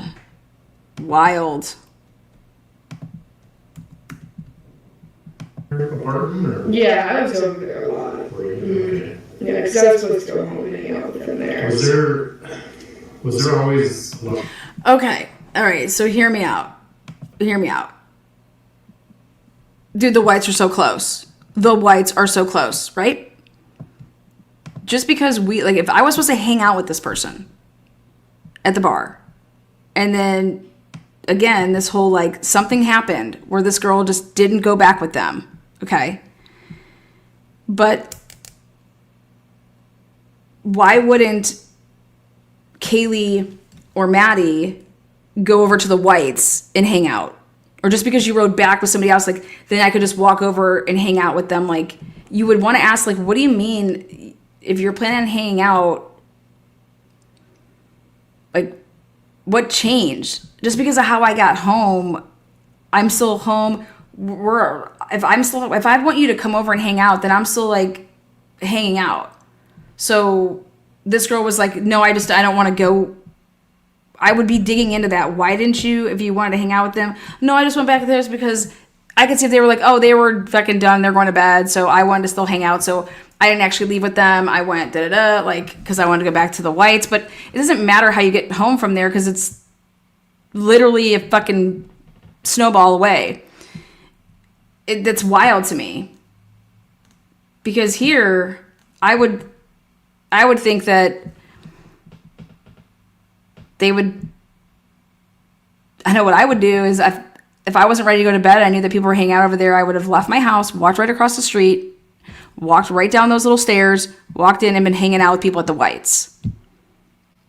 So that didn't happen. I want to know why.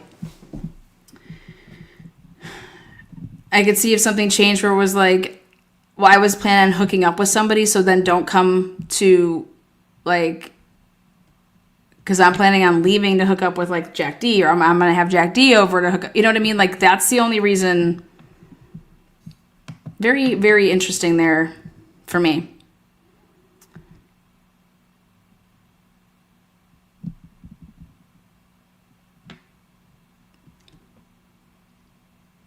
And they were supposed to leave and go to John's Alley, according to Jack Showalter. And then decide, let's get food instead. And then, okay, we're going to get a, our Uber ride, whatever. Eric, come on, Gopher. And our little bitch boy who gives us free rides. Meanwhile, he has a wife and a brand new kid. Who can fucking do that unless you work in some other angle on the side, like some DURG. Nobody gives free rides. About people just coming and going, and Yeah. So did pretty much everybody know like the combination down at the front door on the bottom level, or where did everybody come in? So it kind of depends. Like, if Maddie would call, if I needed like borrow a shirt, I'd call Maddie and she'd be like, okay, here's the code, just type it in. But if it's like a strange, like, someone they're not super close with, they often, if the door wasn't working, I'd always walk around, just walk in the kitchen. So was it pretty common that wasn't locked? It was just kind of open all the time? Yeah, unless they were having, sometimes during their parties too, it'd be locked. But usually every time I went there, the front was locked. And since you spent a bunch of time there, I'm asking this: were there always people just coming and going, or was it usually just the same people that some sorority member friends and stuff like that? Or I'd say it was never people we didn't know. It was always like we always were friends or we knew of, or some girl in the house There you go. It was never people we didn't know. was friends with the people that came, so it was usually the same people, but usually they were close to either all of us or specific people for parties. But other than that, it was always people they knew. Did they have a party that day at the house? No. The only party I saw them at was the one next to my apartment, and that was all Greek life too. It was like a pretty close-knit party. Okay. I cannot believe we can't. before, like Friday. I don't know if Sigma Chi had a party that night or not. I think they did Saturday maybe. I don't know. I personally don't go to the house parties anymore. Okay. But usually Maddie and Kaylee would just go to the bar if they did go out. But I know Xana and her boyfriend would go to house parties if they Because were they were underage.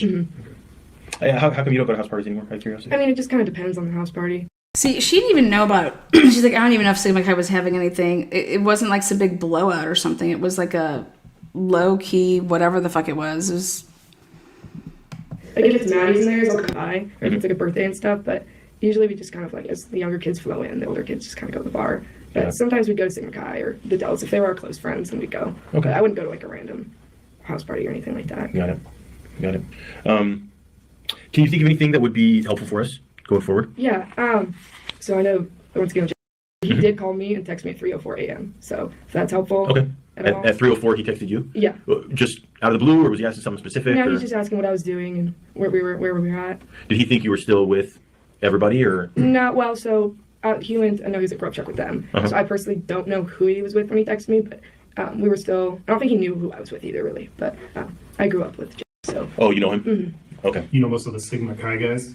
A majority of them. Once again.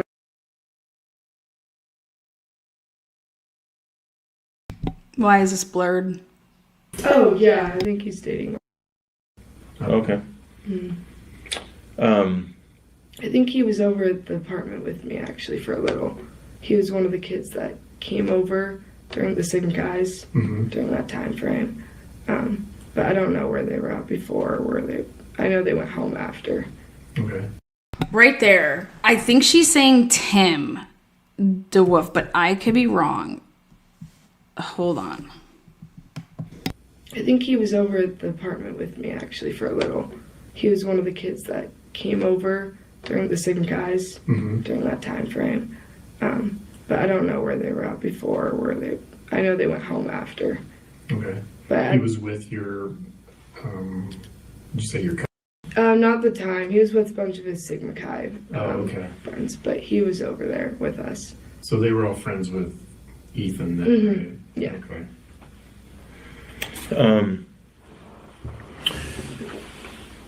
So Don't you think you would ask? So did Kaylee and Maddie and any of them come over to the apartment all last night or that night? Did they stop by? Did they have like a nightcap?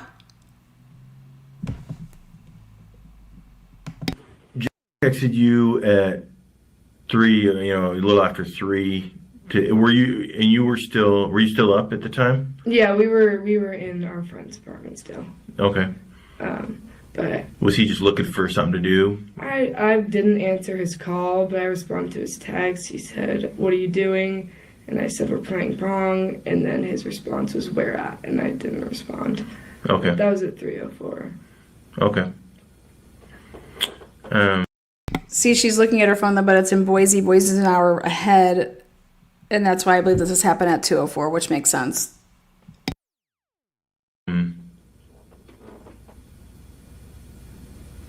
Was there any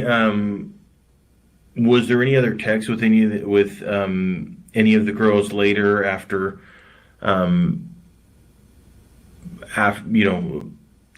you left them, right before you found out the next day? Did you have any communication with Maddie or Kaylee or anybody? No, I saw some of their social media posts like on Snapchat, but that was about it. What kind of stuff did they put on Snapchat? I saw Kaylee on her story. It was just a picture of her and Maddie at Grove Truck. Okay. Nothing else on their social media or whatever? No, other than what that giant photo that's going around of all of them. But, Okay. Do you have any speculation on what you think might have happened? I don't know. I feel like, in my opinion, well, not really my opinion, but I mean, it's just weird. It's kind of shocking because I never thought they'd have any enemies or any people out to get them. I was a little confused about their survivors because I'd heard that they were awake, but I have no clue who it could be. There it is again. I'm going to give a shout out here. Woohoo! Deborah, Shelly, Chance, Jack, the skipper, Kawanda. If they match as advisor student, Money, his PhD professional, is his boss and the faculty chair of his dissertation committee that tracks BK's academic progress, and if his research would advance field's basic knowledge.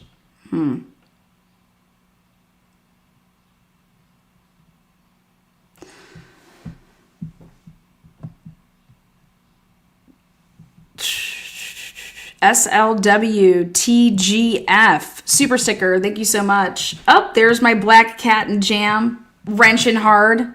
$999.99. Hello, Lana mods and friends. I started and fell asleep. Had a bit of a setback, but now need to start all over again.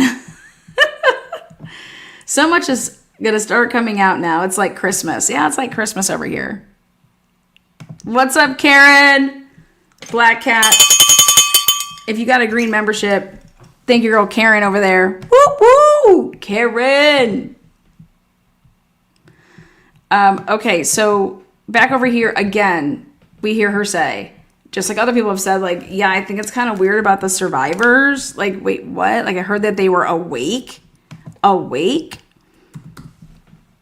A little confused about their survivors because I'd heard that they were awake, but I have no clue who it could be.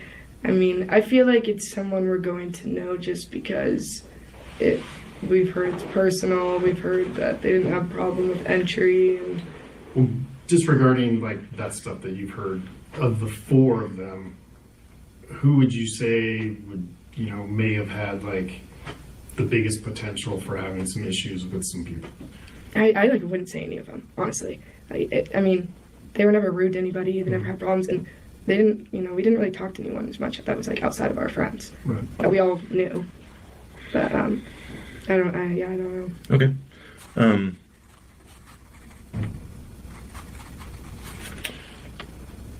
Have you heard any? Have you seen anything on? Are you part of? I know that there's a lot of big, like, putting stuff on there that seems like they know more information than everybody else is getting from the news or anything like that? I think everyone's just falling into hearsay. Okay. Like, I think a lot of kids are falling for, accounts that are being made that are like fake accounts of people, and I don't know. They're believing one of the girls, the survivors, that it was like a fake post and fake everything basically, and put out a statement that she didn't even write her. Okay. Yeah. Did you know? Again, this has everything to do with the surviving roommates, and it just gets completely. Did you know? That's what the question was. Did you know? We need to know what the question was. That you're just blanketing all of this out. Like, I wouldn't call them. Did you know? Like, I wouldn't call them. Did you know any of like the boyfriends of or No. I only knew Kaylee's and Maddie's. No. like the boyfriends of or No. I only knew Kaylee's. Boom. He wants to know about Dylan's boyfriend. Interesting. And she's from Boise. And Maddie's. And who were their boyfriends? And Kaylee, well, that's Maddie's, but Kaylee's prior boyfriend, I think his name was Jake as well. I don't remember his last name. And then a boy she was seeing at the time was. Okay. And so, Jake was a previous boyfriend and currently. Okay. And so, Jake was a previous boyfriend and currently she was seeing. Yeah, but I don't think they were on bad terms or anything. Okay. He was really nice. I think they dated for like 6 years. This is weird to me. Okay, so she's under the impression that the new person that Kaylee is talking to is this Mason guy. I mean, and she wants to say like boyfriend.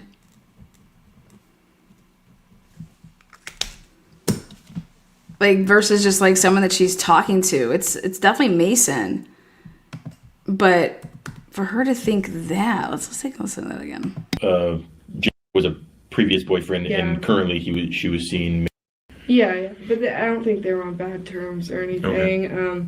He was really nice. I think they dated for like 6 years, long time. But I know he was seen in that area the next day. Okay. Does he live close? Do you know? I don't know. I know he was in questioning in Moscow. But, okay, so they were talking to him. Yeah, they've talked to him. Okay. Is there anybody you think we should talk to that could help us out? And why wouldn't you be asking about this Mason kid? Oh, so who's this Mason kid? You know what I mean? Like, because she's referring to him like very interesting. But Kaylee's prior boyfriend, I think his name was Jake as well. I don't remember his last name. And then a boy she was seeing at the time was. Okay, and so Jake was a previous boyfriend. To tell your friends that you're seeing somebody versus like you're trying to like keep it all hush hush on the down low. In college, there's a very big distinction. Like for you to be telling people that's really interesting to me.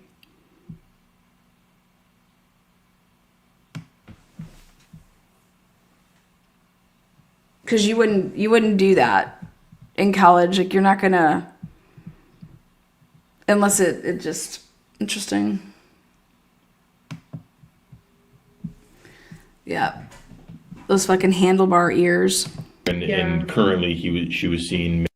Yeah, but I don't think they were on bad terms or anything. Okay.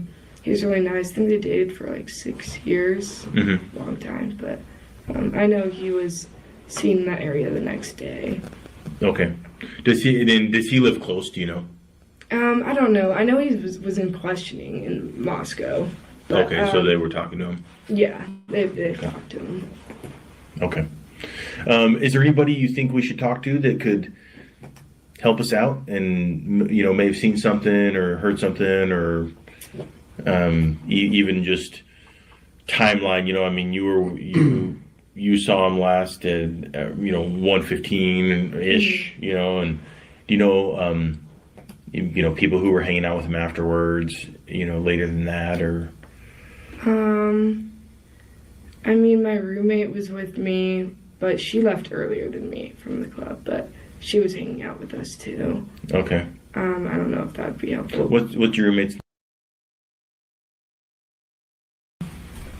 Trying to think. It's just kind of hard at the club. People come and go. They might have been hanging out with after they went home from grub truck or anything like that? No, I mean, I heard that they were with Jack. I don't know if that's true. I haven't really heard. Home from grub truck or anything like that? No, I mean, I heard that they were with Jack. I don't know if that's true. I haven't really talked to them. Okay. But I think they were just with each other from what I've heard. Okay. Okay. So other than like the people in the whites, About or hear anything about who they might have been hanging out with after they went home from grub truck or anything like that? No, I mean, I heard that they were with Jack.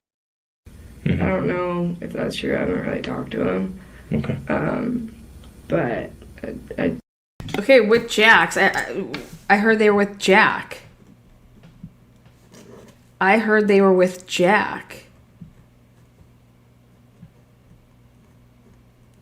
Why aren't they asking people, where'd you hear that from? Who?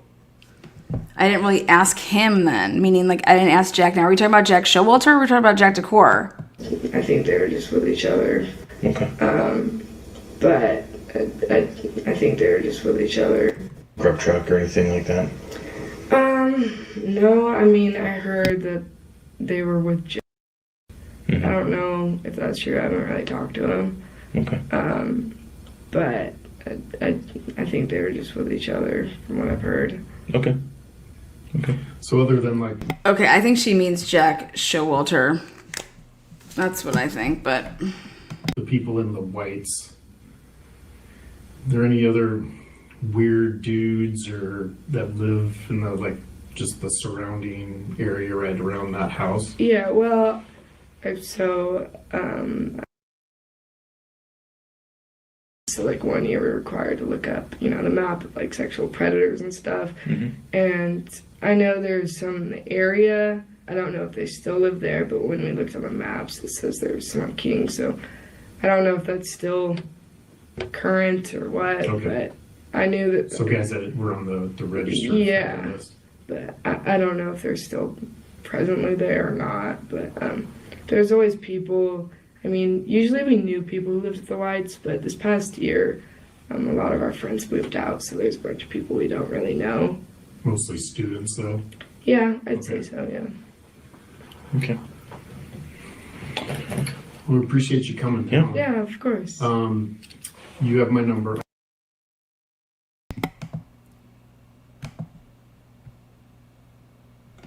Or, you hear of anything, you have my number.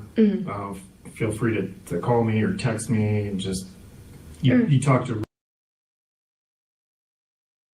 you can, however you want to get it to me if you hear of anything. I assume you guys will probably Yeah, be like that. we've always been talking, and all of us. Right.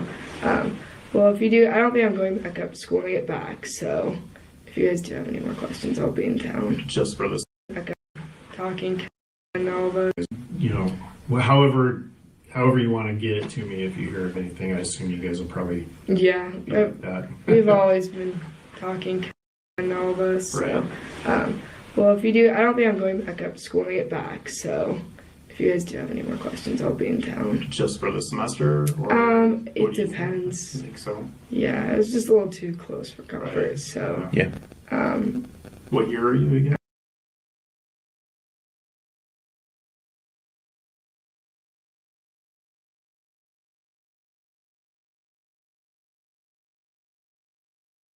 We appreciate it. of course. all right. Interesting. I want to hear something really quick from a past interview, and then I'm gonna let's see.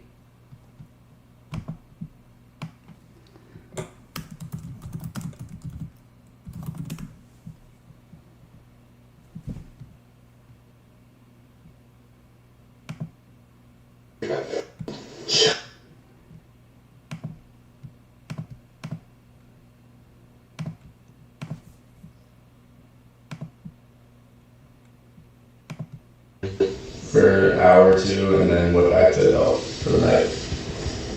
And what time did you get back to Delt? 10:30, 11 range or something. Do you know what the crowd was like at the Whites? Who all was there? Yeah, my whole fraternity was probably present there. That house of girls was there. Those Pi Phis. All the AFI underclassmen were there, and a lot of their upperclassmen, but maybe a few sprinkled capos. Okay. Pretty much friends of the apartment owners, and then Delts and the AFIs. Okay. So was it spread between a couple apartments, or is it We were packed in there. just one apartment? Yeah, one apartment. There's probably like 60, 70 people in there. Okay. What floor is that one on? Second or third, I don't remember. So is it coming out onto the balcony there? Yeah. too? So just basically the front. That apartment. It was like my little apartment. She would have made that clear if somebody was out of place or something. Like, we're pretty good about making sure everyone feels comfortable and stuff. And she didn't went up to me and was like, hey, like, this guy needs to go or something. Okay. After you, like later on after you left, or? No, I kind of like detached from that whole scene for the night. Like, I was the only Delt that went to the day of the formal or anything. And Okay. yeah, I was just split off from there. Yeah. Yeah. All right. You said Okay, hang on. That's what I thought. Okay. I knew he went to the fucking formal. So he went to the formal with another girl, and we need to understand, like, I'm sorry, but nobody that I'm seeing. I want to know if when Mason said that he agreed to go to that formal. gotcha. But even if you're transitioning out of that role, Like open group when hang out with? We get like a little cliquey in our house as far as like close classes go Is that how you say it? for people and stuff. One to hang out and Yeah. whatnot. Okay. We'd like to see the text messages if that's okay. They were on Snapchat. It was? Yeah, so they How you, as like freshmen and stuff, we make huge like 40-person group chats on Snapchat and stuff. Out of the picture at the formal on Saturday, so I don't really know like the layout of Saturday, like who was at the club or any it of was that just a stuff. party, yeah. But you know the layout. I mean, with your position, I would assume you know the layout of social gatherings and like who's hanging out with who before Saturday, right? Yeah, I mean, you seem like you're pretty in the know. yeah, like I kind of got to know where the guys are going to be. Mm-hmm. There's usually like a few spots where they'll rotate around on Saturday, or like but that hasn't been the case. Okay. Went over there, and I don't know, if I feel like if there was someone that wasn't allowed over there, I'd be made aware of that. And Oh, about class I had with her, always worked with her on assignments and stuff. I know like she and Jake, were pretty enamored with each other, and they had a pretty good relationship. Kind of left today. They spent the week kind of meeting with the professors and stuff, and packing up and heading back. Yeah. So especially their parents are pretty upset with the whole situation and Yeah. need to go back. I know there's a lot of people upset with it. My parents, Okay. yeah. That's like yes. 11 to 12. 11 to 12. How did that head count go? It went. I think we got a hold of everybody because a few guys, every weekend don't stay at the house for a number of reasons. Like they could be going home visiting, have family in the area. Hold up, and that's because he was with the people that found the bodies, or like was like there at the time. And I think he was down at the station. Okay. How do you guys document head count? Or do you? We don't really document them. It's more like, there's anyone initially that you can't find. It's just kind of pretty random. We've only done it like maybe once, twice now. First interview you sat through, was it? Yeah, tell us about him. He's again in my pledge class. Okay. Nice guy. Good friends with. I'm trying to figure out in what capacity did I mention him. That he lives on. Does Okay. still lives in the fraternity. Okay. Yeah. Oh, he lives at the house? Yeah, he just got done with like an too. Which role is that? As he'd like to call it. Was he was he present at the head count? Yeah. Okay. Did he help with the head count? No, he's a kind of what we call like a night owl. So like, it's a miracle if we see him before noon on the weekends. Just sleeps in all day and stuff. Okay. But yeah, then got in a fight at recently. Okay. What was that one about? But he just pretty random spur of the moment. on my plate last few weeks before break. Okay. Yeah, like repercussions and pretty much what I recommended to the university is like what we do on our end, like hold them accountable, administrative. You're suspended, you can't participate in the philanthropy. It's like, well, now I'm just a asshole. He was the one that, like, I wouldn't say start the altercation because that's not his side. It's kind of eye-opening for us a number of ways. So we have a door code, one that we agreed needs to change more frequently than it does. Yeah. Like, yeah, it's just all sorts of random stuff. I was like, well, yeah, it was whatever, but yeah, it's just like one strike, you're out. Wow. Yeah, yeah, those are my two littles. And then I have another one named Kaya, but I don't really see her. Only with little, big ugly ass white buildings. Okay.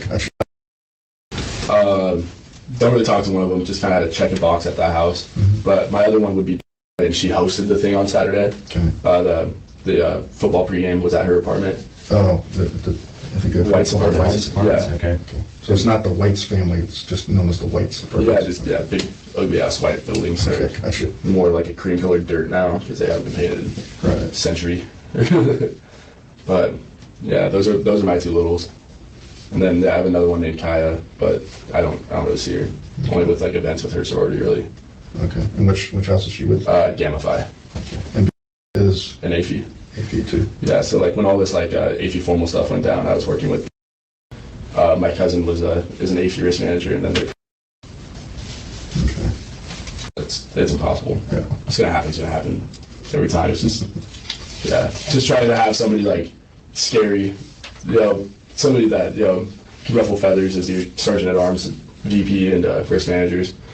The workforce, somewhere where you can maybe take charge or try to put those fires out with. Yeah, I hope so. A spray bottle. Yeah. Awesome. Yeah, it's basically it popped up in my LinkedIn suggestions. Oh yeah. Okay. Yeah, the ones that just suggest you fill out an application. So I can give you like a rudimentary explanation of it that they take, and they basically make what's called an image or a copy of your phone, and then they'll go through and they can look for like. We're not prying into your personal Yeah. life. Trust me, we've seen plenty of pictures that, right? And we see that, say, key phrase, keyword just somewhere in there. That might be, that is, to us, it's just a pretty long girl name, right? Does that make sense? It does say that any evidence found as a result of such search should be taken and used against me in court. There's nothing in there. Let me tell you, this is a standard form used for everybody. We can get it back there, we can knock this out. Right off Greek Row. And that was open maybe a couple weeks my freshman year, and then it was just shut down. No, I mean you guys have to go. Which from what I hear, they're upcharging a lot, but also convenience. Into the house anymore. Because Sunday, it's kind of like normal Sunday, like. You shouldn't even be there. Yeah, it was just so random, and stuff. The family had a cousin in the house or something. He was He's frothing at the mouth and stuff. Yeah. We called the police and everything. But You shouldn't even be there. Yeah, it was just so random. But But walk me through the 13th. You Sunday. Yeah. So you guys like what time you woke up, the head camp thing, and then or like you woke up, you heard the news. Did you do anything between there? Like give me your morning. What happened? Woke up Sunday. It's kind of like normal Sunday. Like turned on Red Zone first thing. Started watching football. Then I had like a guy come up, like kind of popped in my room and was like, "Hey, like, do you hear like something crazy happened at Xana's last night and stuff? Like, I think somebody died. Like, there's like a homicide or something." And like that's what, like the whole day just kind of like spiraled from there. Like just all sorts of rumors and stuff. Just we were trying to get a hold of our friends and the girls and stuff, and yeah, we were just kind of like still watching football like as a house in the formal. Before that, we had the head counts and stuff. Trish kind of brought that to our attention, and my room is right across from the so I kind of like just grabbed him, walked into the room. We're like, okay, like we need to get a head count of everybody. We called Joe lives in the basement with like two other guys, so he went and made sure those two were in his room. Then we called Lete. He's like our recruitment chairman. He lives at the end of second hall, so he did like a walk through second hall. Then we went up to third hall, checked the freshmen, made sure they were accounted for, and then made sure that the other guys on the third hallway were good. We had like 3 or 4 guys that didn't stay at the house. One was at his sister's. The other was who was down at the police station at that time. think that would be it from the guys that already don't that already live in the house but don't live out. And then we called the live out guys. Like I called, made sure that he was okay.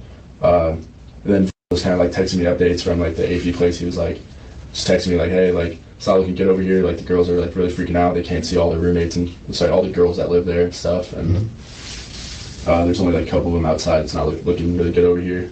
So I don't know. Me and we went to get food. Stopped by. That's the name of the house or whatever. Talked to like all the guys that live there. You call that? Yeah. Yeah. Big house. So yeah, I usually just stop there randomly from time to time. I'm living there next semester, so I pretty tight with those guys. Just kind of like walked in. I was like, oh, like you guys know any idea like what the hell happened? Because like a couple of those guys down there are pretty well connected on campus as well, and just wanted to hear if they had any idea what was going on. And there's like all sorts of rumors like, oh, you know, maybe someone was just stabbed like at a party or something. Because like I don't know, like it's not like the weirdest thing. Like, you know, guys get mad and stuff, you know. It's also Idaho, people carry knives and stuff, like whatever. Where'd you go eat food? McDonald's. Went to McDonald's. Are there a couple McDonald's in town? Or? Yeah, there's two. Just went to the one over here on like 3rd Street or whatever. Oh, okay. How does he? So he's hearing stabs from his people.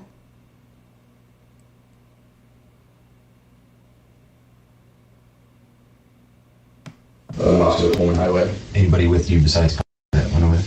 No, just me and How was he doing? He's doing all right. With the news, he was like we were upset. just kind of like freaking out. Honestly, we like can't get a hold of Zan or anything. And just trying to remain positive. Like, oh, she's just can't be on her phone right now. She's talking to the police and stuff. Like, we'll hear from her in like an hour or two. Then Was that you saying that stuff, or was it him, or was it like yeah, that? it was kind of back and forth. And then you know, especially when I running the house, like we have to kind of keep our cool, you know, because like everybody kind of feeds off our energy and stuff. So you know, I just and so I was making sure that the two of us, we were on the same page. Like, yo, we got heads up. Okay, you weren't texting Kaylee. You weren't calling Kaylee.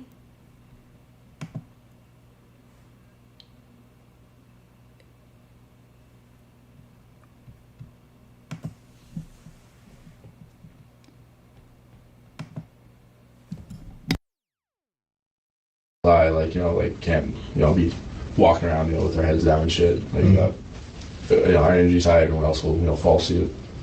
And so we were just trying to stay positive and stuff. And like, I think around 3 or 4, we kind of got an update that, you know, that the 4 were dead and stuff. And Who were you with when you got the update? You know, our energy's high, everyone else will, you know, fall suit. And so we were just trying to stay positive and stuff. And like, I think around 3 or 4, we kind of got an update that, you know, that the 4 were dead and stuff. And Who were you with when you got the update? I think it was I got a text from a buddy who was over there too,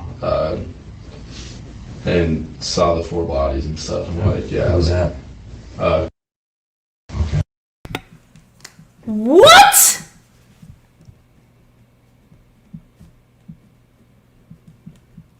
Fuck no. Oh my god, I fucking knew it. I said we gotta go check something out. What the fuck? What? Okay. Oh my god. Nobody saw no 4 bodies, baby. Who saw some 4 bodies? Unless you talking to the popo. You talking to the popo? He's talking to the popo. Only people that could have said that to him. The police, motherfucker. What the fuck? Dude, he won't even like... Yeah, you know, I talked to Kaylee and so I started texting her, calling her. No, nothing like that. It doesn't even mention Kaylee. This name has to be unredacted. This is important. Like, they cannot keep this name redacted.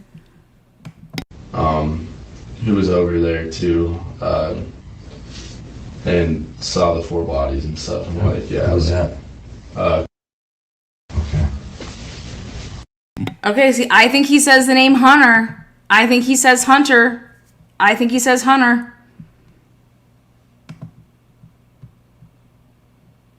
Because he's already mentioned Linden because he's at the police department. I think he says the name Hunter there. Was over there too, and saw the 4 bodies and stuff. I'm like, yeah. How was that? Okay. And then, yeah, kind of just spiraled from there. The rest of the night, I kind of just spent by myself. Started packing. I know the whole house was pretty much vacated by Tuesday. Most people left Monday. So. They taking, like getting rides with each other. Everybody have a car up here, so does everybody take their own car? Yeah, and how's that work? Yeah, I guess like if you have a car, you have a car. If not, you usually just text into your pledge class chat and find a ride from there. Or I know I took my home. They share cars? No. They share cars like, hey, can I borrow your car? Yeah. No, I let a kid drive my car last year and he crashed it. Yeah. In the parking lot too. Let his foot off the brake and just slammed into the back of the truck because like, we have a really steep driveway. So he was like on that bit of the driveway and just kind of like. I know I took my home. They share cars? No. They share cars like, hey, can I borrow your car? Yeah. No, I let a kid drive my car last year and he crashed. So he was like on that bit of the driveway. That wasn't he?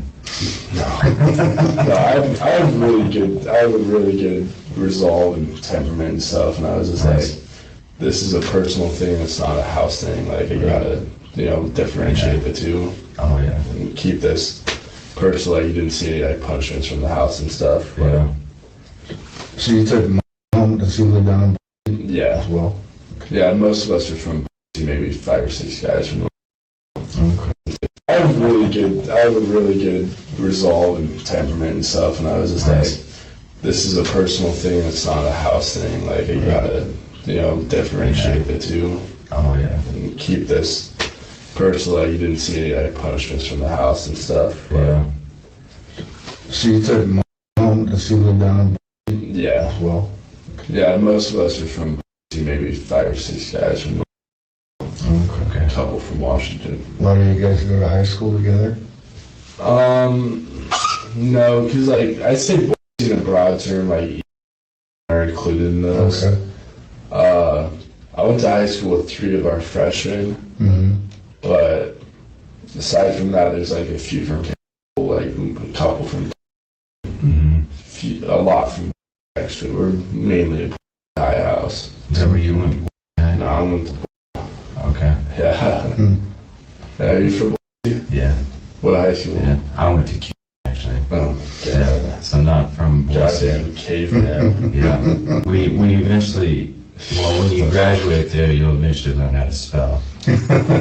Yeah. Jesus. Yeah. It's terrible. Yeah. There was a small school when I went there though. Yeah, it's pretty big now. Yeah. I'm pretty old, so. Yeah. So did you know a lot of these guys before you got up to Levi, or? Knew of them, didn't like bigger every day, but it's just like, especially like in other sports where you're bystander and you're doing your homework on the other teams. You can. Never like knew them though. And You weren't childhood friends with? but they all dropped out by the sophomore year. Okay. Did you play any sports in high school? No. Yeah, given. Us playing sports that they probably come from all over the place, right? And you're visiting with those guys, and then you ended at like 3 p.m. or 4 p.m. You were hanging out with who? And then that's when you said you talked to somebody else. Is that right? Or you got a text? Yeah, I was talking about that day, Okay. off and on. I know I gotten a lot of like Snapchats and stuff from like older graduated members. They were trying to figure out what the hell was going on. Roommates of or just guys that were like close with the girls, like same Greek family and stuff. Like, which like Maddie Mogan and Xana Knodel were in our Greek family, and so like we have that giant like Greek family chat, and that we weren't really talking in that, but like people from that chat were like texting me and trying to get a hold of of me and see what the hell was going on Yeah. and stuff. So just trying to, yeah, Trying to navigate through it. yeah. Who's your best friend in the house? Who's the guy you hang out with the most? George and Okay. And There it is. This is why George was hit up his best friend.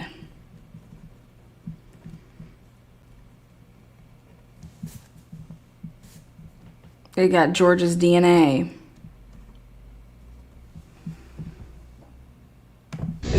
is part of the. Corey is a dipshit. Is he? Yeah, Is part of the. Corey is a dipshit. Is he? Yeah, George and Okay. And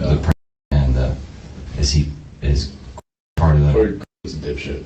Is he? Yeah, Is that the official role or? and house dipshit. It could be at this point. Yeah. George is a dipshit? What? Oh, nice. Very important. Little skis. Dang. Yeah. And where was that morning? She stayed over Saturday night, and then left Sunday morning. Okay. What time did she leave Sunday morning? Did she sneak out of there, or were you awake? No, I was awake, maybe like 8:39, something. Okay. I have no idea. Pretty much before I started my day. I was Gotcha. watching football. Gotcha. She stayed in your room with you all Yeah. night, right?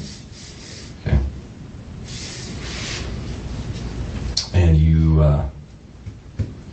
said you were snapping her. You didn't have her number. Is that right? Yeah. Did she?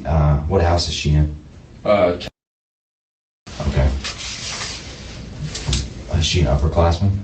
Under. Okay. I think she's like a sophomore or a Okay. junior. Nice. Mm. We'll go chat with her. I don't think anybody has yet. Is that a relationship that's progressing or? No. No. Not progressing at all. Anything that Yeah. you don't want us to mention or say if we talk to her? Well, we're not really talking at all anymore, but yeah, I don't know. We kind of already got one guy in trouble, and we don't want to get you in trouble. Who'd you get in trouble? You said- Nobody from the school. I was Yeah. like, she's Somebody else who gave us the wrong name of a lady, and then we called her, and she was real. Yeah. Okay. You're probably bad. Okay. You are. A little bit. Yeah. Okay. But yeah, I'm not talking to Mia anymore. All right. Especially like, just bad timing with all this stuff. Yeah. Yeah. Yeah. Yeah. Probably wouldn't have the nicest thing to say about me either, but bummer. You know. Mm-hmm. Yeah. Whatever. You live, you learn, you own it, Yeah. you move on.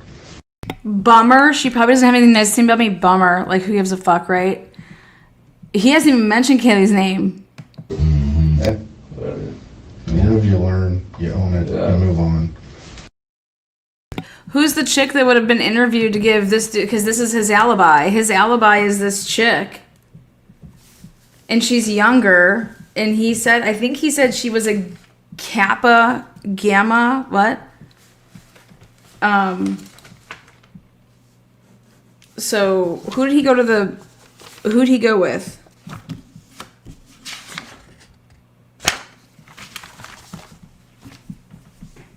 Mia Durwood? Is that Kappa Alpha? Is that really her name? Mia wouldn't say anything nice. He's a creep. I just want to we want to get Mia's interview. Is that the name? I'm interested in Riley's last name interview, as well as Griggs, Grggs.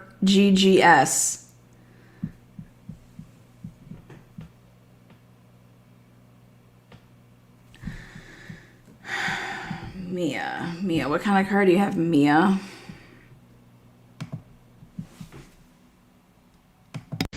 But yeah, I mean, she knew, yeah, like she was with me all night. Okay. And then, yeah, I mean, if you need an alibi, she's knew where I was the whole time too. Okay. like I said before, you know, you're not. He's the first person to use the word if you need an alibi.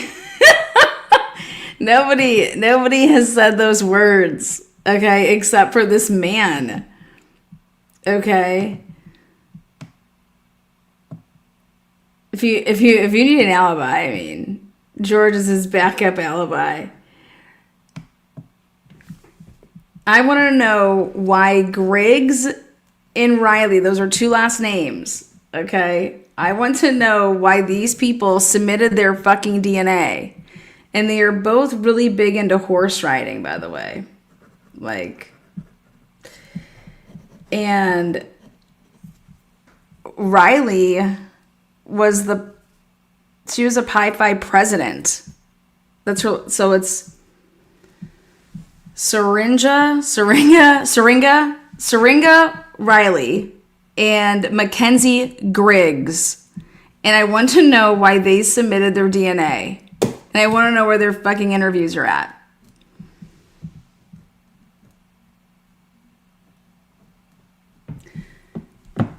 Also,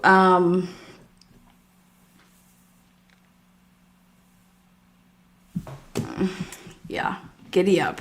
Well, the reason I talk about these horses is because Eldora Gatchel's daughter's into horses too. All these people with these farms and cattle farms and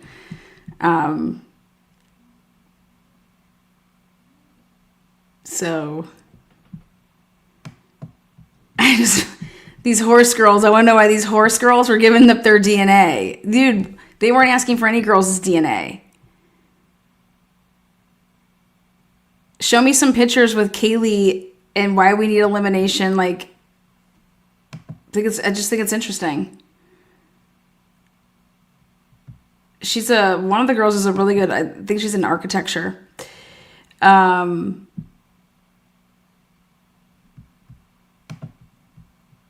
mean, the one guy saw the 4 bodies.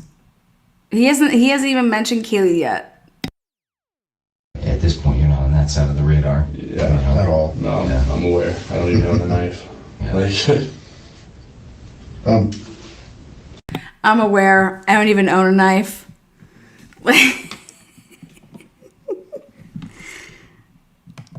I mean, we've talked about a lot, but Saturday, so what? Why haven't they asked this dude who the fuck Kaylee's coke dealer is? What the fuck? What were you doing Saturday? Did you go to the Whites party? yeah, so I was at the Whites prior to about game time, 4 p.m. Okay. I went back to Delt, kind of just hung out for a little bit, tried sobering up, because I was a little drunk at the time. I was trying to make sure I could still make the formal with me. Her day kind of fell through like last minute, so she asked me to go with her like Tuesday or Wednesday of that week. So it was really. Okay, so right here, exactly. This is what I was waiting to find. Boom, boom. This was a last minute thing. So just because you're asking somebody to go be your date for a last minute thing, this does not mean that you spend the night with them and fuck them. Okay? Sorry. So I just have huge questions about this. So she picks up him as a date last minute because her date fell through. So this happens all last minute on like Tuesday or, according to him. And then Mia just is like, oh my God, thank you so much for making me not look like a loser. Let me just spread my legs. I want to,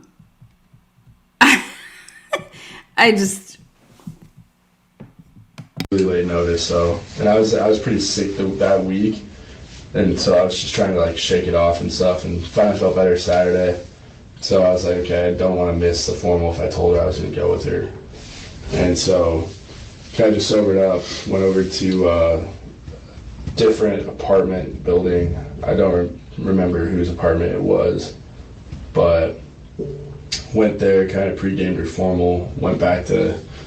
You guys, this guy's a fucking idiot. I was trying to sober up, so I went to this other apartment to like pre-game for the formal. Get the fuck up out of here.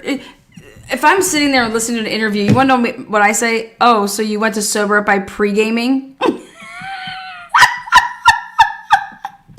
Mason Bain was supposed to... I know that. He needs to be asked, though, who Kaylee's coke dealer is, because according to all these people, Kaylee's seeing this dude. So it's like, why are you asking that of Jack Decor, but you're not going to ask this dude of that? You know, I just need to go sober up. So I went to an apartment that I don't even know where the fuck I was, and I just started pre-gaming. Oh, is that... Okay. What an idiot. Absolute fucking... Just stupid. What a dumb fuck. Her sorority house first, took photos, and then drove over to Hunga Dunga Brewing Company or whatever it's called. Hung out there for an hour or two, and then went back to Delp for the night. And what time did you get back to Delp?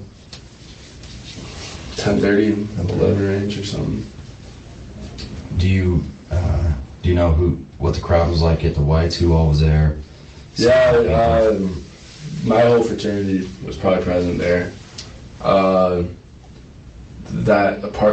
house of girls was there. Those Pi Phis. All the AFI underclassmen were there, and a lot of their upperclassmen, but maybe a few sprinkled capos. Okay. It's packed in there. Just one apartment? Yeah, one apartment. There's probably like 60.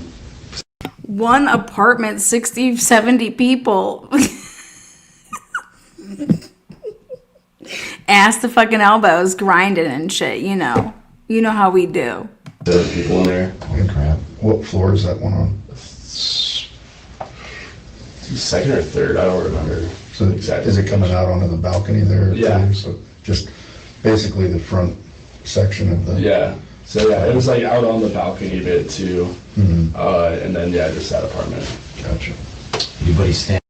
So he's just telling you about, like, how the party was, but he didn't attend it. About 60, 70 people in there. I mean, I wasn't there, though. What? And that's you that looked out of place? No, and especially given it was like my little apartment, she would have made that clear if somebody was out of place or something. Like, we're pretty good about making sure everyone feels comfortable and stuff. But yeah, she didn't went up to me and was like, "Hey, like this guy needs to be." Or anything while you were there? No. And did you hear about anything after you, like later on after you left, or? No, I kind of like detached from that whole scene for the night. Like I was the only adult that went to the Theta formal or anything, and Okay. yeah, it was just split off from there. Yeah. Yeah. All right. What you got? So this girl who went to her formal decided to leave all of her friends and go back with Mason at 10:30, or 11, and just hang out at the Delt house just with him.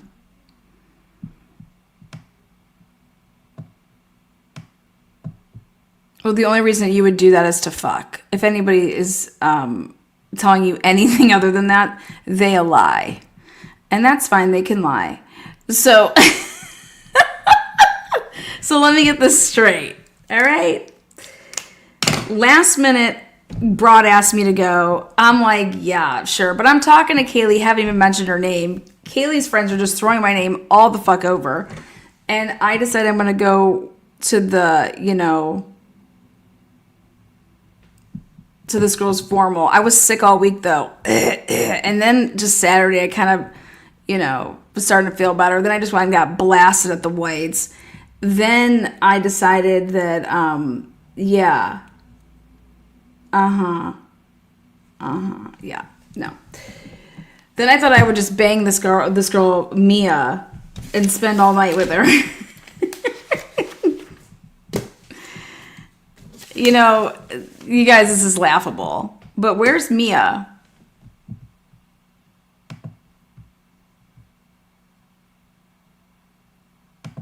You said after you left and went to an apartment, but you don't know whose? Yeah, but it was a different complex. It was across from the I think it's called the apartments. They're across from the Lambda Chi fraternity, across the street. I'm not too sure what street that is though, but that apartment building where she did drink some more and then go to the sorority house photos and then to the brewing company. Why did you go there? Who did you know there? Why did you go to that? I want to know why he went there. So who'd you go to that place with? I walked there by myself, but met me there.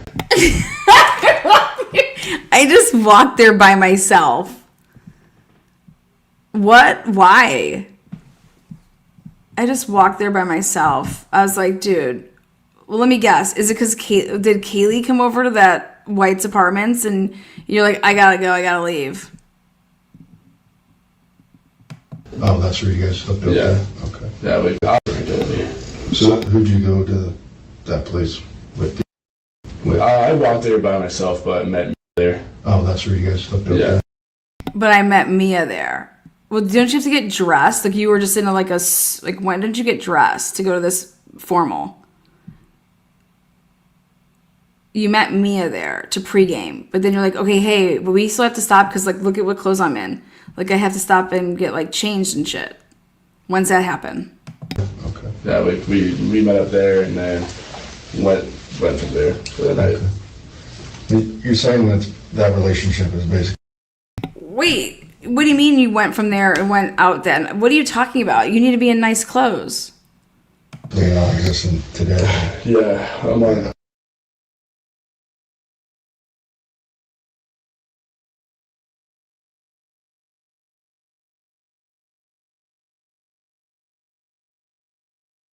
Oh my god, and now everything about this is being redacted. Thing or a bottle of water or something or anything, or a seltzer or anything? I'm good. Am I gonna be here much longer, or?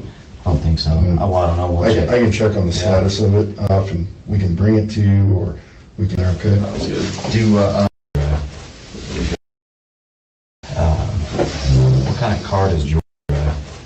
See how far along they are, Yeah, and we'll go from there, okay? sounds good. Do well, he's checking on that.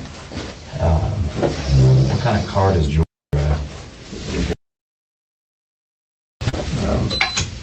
What kind of Subaru? I have no idea. I'm not a car person. No. What about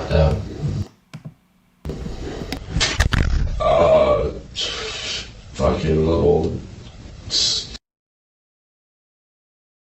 Maybe. okay? Yeah, I'm not sure with cars. No. Just three more. Jack. Do you know what kind of car you drive? He drives a No color. black. Black. And Oh, I thought Jack and the same person. Jack. oh, why did I write that twice then? Oh, That's no weird. worries. I'm sorry, man. I did. I wrote that guy down twice. Mhm. And then what about Drives.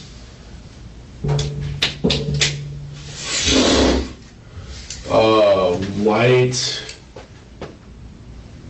Audi? I have no idea. It's a small white car. Okay. Not like quite like a sports car, but it's like a nicer car. Okay. I don't think it's BMW. I think like not a Lexus, but 4 doors. yeah, it's 4 doors. Oh, for fuck's sake. You gotta be shitting me.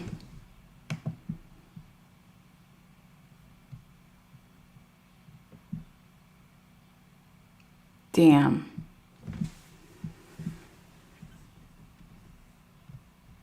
There you go.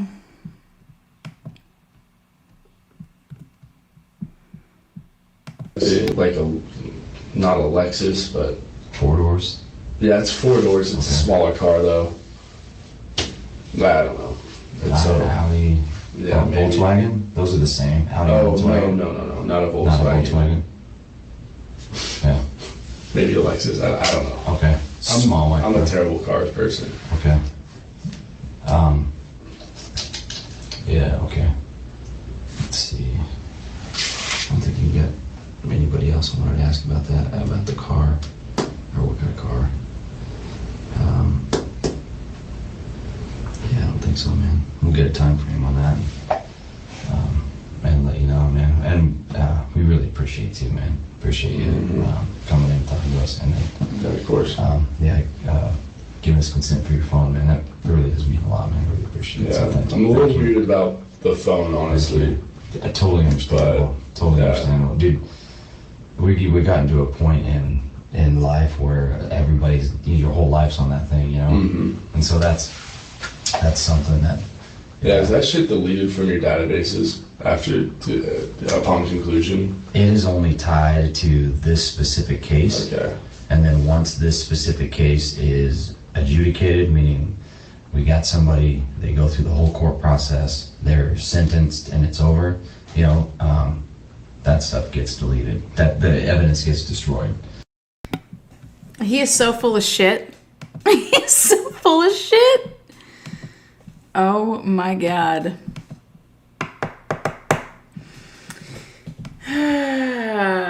Wow. All right, guys, that's all I needed to hear. Does he bring up that chick one more time? Okay. So they have, so they hang on to it for that, but it's not out there for anybody and everybody to look at. Yeah, it's for this specific case. Okay. Period. And it only stays with those guys that are working on this case. So, Sounds good.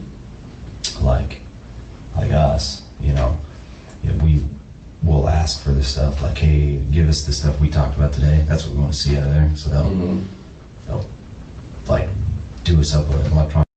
Yeah. Yeah, it's time to move on. Yeah. I'm ready for that next step too. Totally. Yeah. Well, let me ask you this then, man. We'd like to make sure you're covered through this, right? To get all your information, to make sure that what you're telling us checks out. Okay. Yeah. And one of the questions I have for you is if you'll give us your phone so we can download the contents of it, so we can see if there are any messages from Xana on there or Kaylee or anything that's going to help us. Is that something you'd be willing to do? Download what exactly?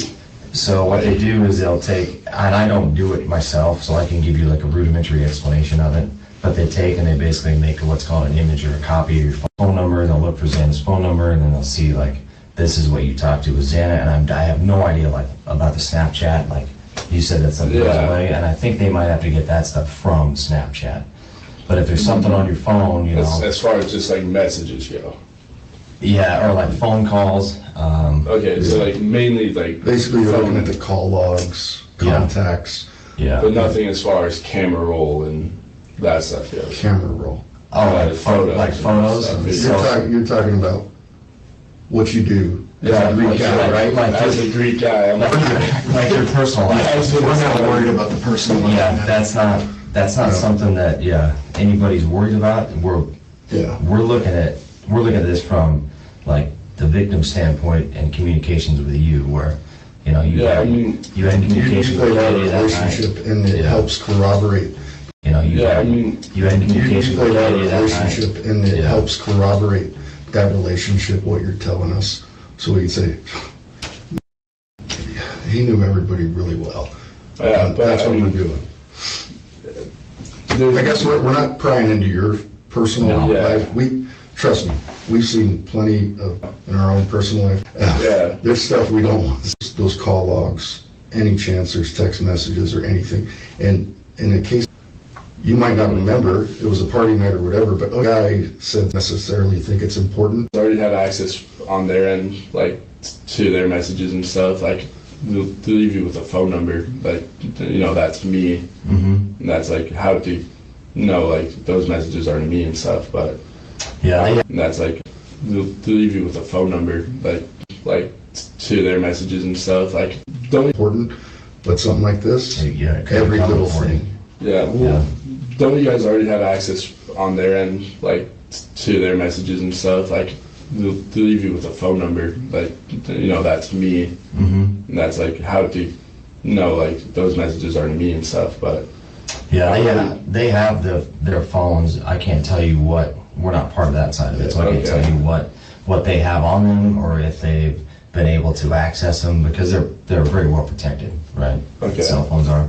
So if they've been able to access them or not, like break the codes or whatever they're going to do with them. And the reason why I would ask somebody like you is, hey, can we make an image of your phone, is because you're here with us, and you can open the phone for us, and kind of a quick process. Like sometimes it may take a few hours, but it does it, and then we give your phone back right away, and it's really helpful, to be honest with you. Really helpful for us. Okay. Some of my concerns are messages I have with other people. Of course. Yeah. Are those going to be gone through as well? Like, Unless the person's involved in this investigation, like we're not here to dig through your personal life, like we said. We're not here to build any type of like case. if you've got messages with like this that go beyond. Yeah, it would be Snapchat too. Yeah. Okay. Well, just as an example, they go beyond that night of the 13th. Like, is that relevant to the investigation? Probably not.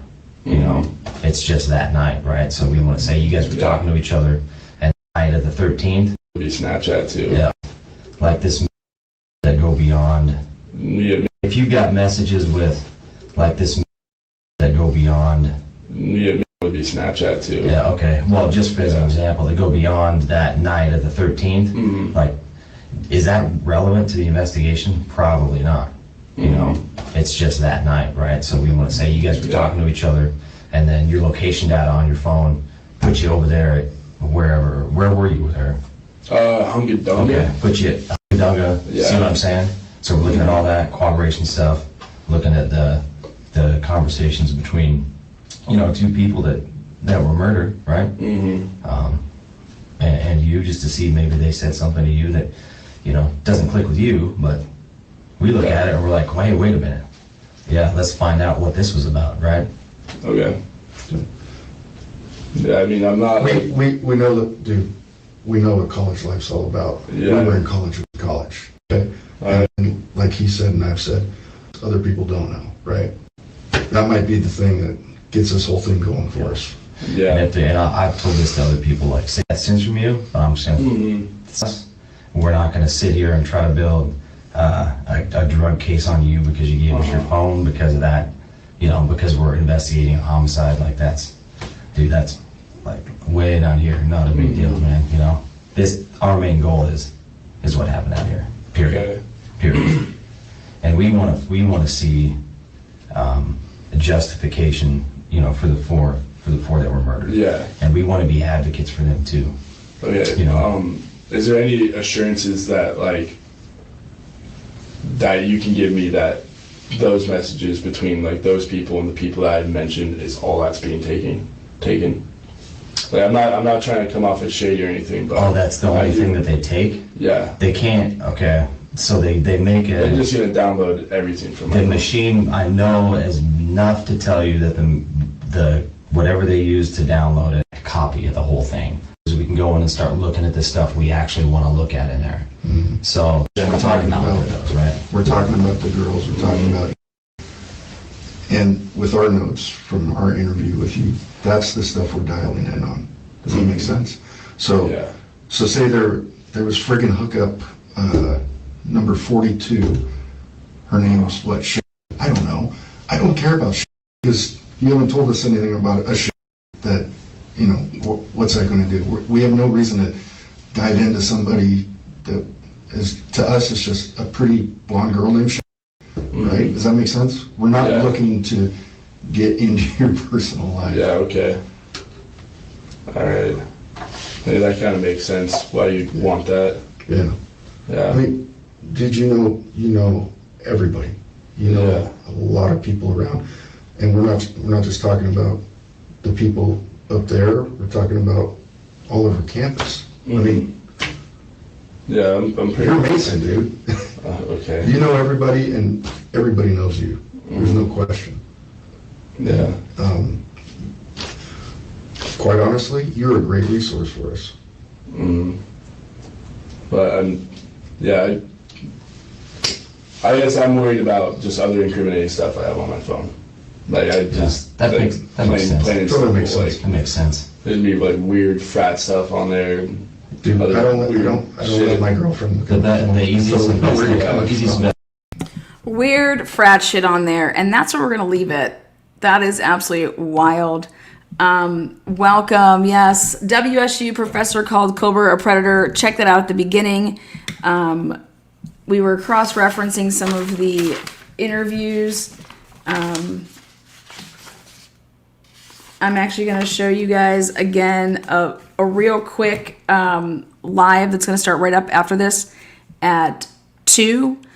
So in 15 minutes, because I want to put out all the fleet paperwork. I want to put out the Moscow Police Department radio log summary from 11/12 and 11/13.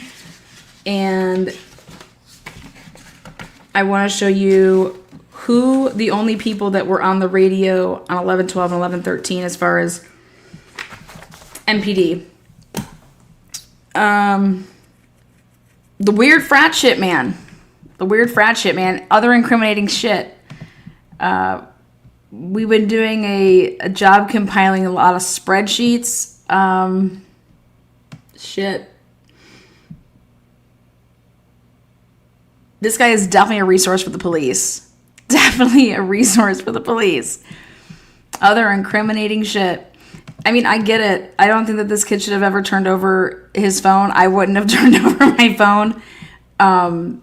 They just totally blew so much fucking smoke up this kid's ass. He doesn't even mention fucking Kaylee.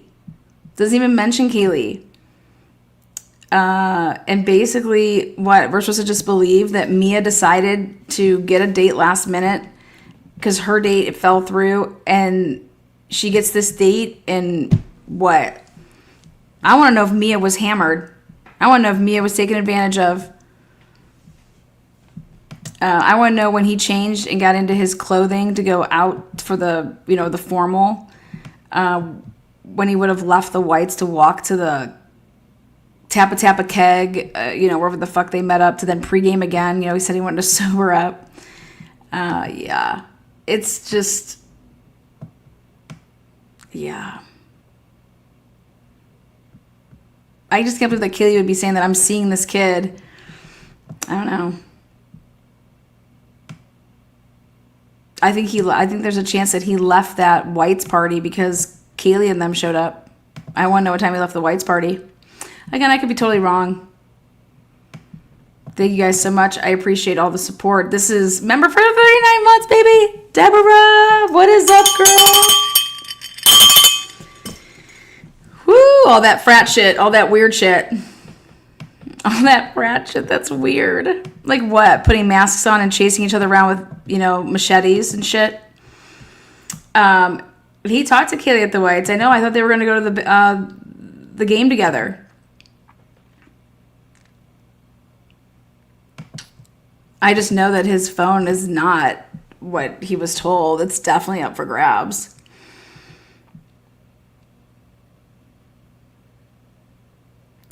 I don't know. He dies in the beginning? What do you mean he dies in the beginning? Who dies in the beginning? What else?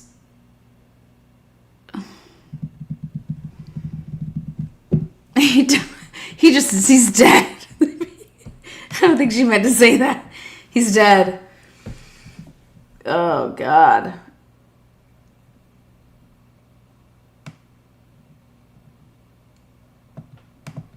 You're welcome, Stephanie. Stephanie, you're welcome.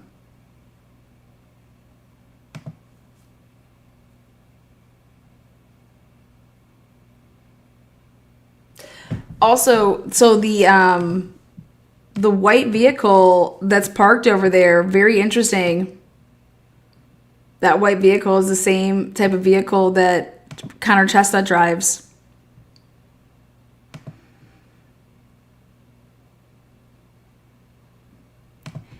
He mentions Kaylee at 8:08, 8:09. Oh, hold on, let's see. Well, that night, and he was great to talk to. He did mention to us that you had a relationship with Kaylee a little bit more. Can you explain that a little bit? Yes, probably like the month before everything happened, we started talking a little bit.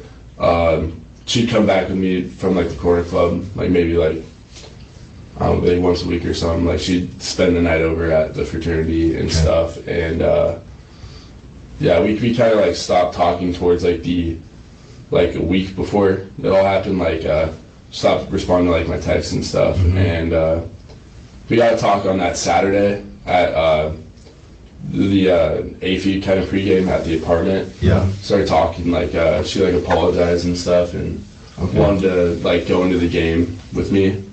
But I went to a sorority formal that night instead. Gotcha. But, yeah, Saturday she texted me, wanted to hang out, like, around midnight. Okay. And I didn't respond to the text because I was at a sorority formal with another girl. So. Okay. Who was that you were with? Okay, he wasn't at a sorority formal with another girl at 12 midnight. They were already back at the. I mean, what? Okay. Yeah. Do you know her phone number? I do not. No. Okay. So she was texting you and you didn't respond that night? No. Do you know, did you tell that to the other guys that you interviewed with? No, I didn't really bring that up. Okay. Is there a reason? Reason why? Not really. Honestly, I didn't feel like really touching base on that. Yeah. Like, I don't know, like relevancy wise, like, okay. I didn't really see it to be too relevant. Okay. Because, you know, I know she was like pretty drunk on Saturday. She was probably texting a few different people and stuff, wanted to hang out. Yeah. That makes absolutely no sense right there. Absolutely no sense right there. I just think that I didn't think it was relevant to say that Kaylee had texted me at, midnight. Wanting to hang out.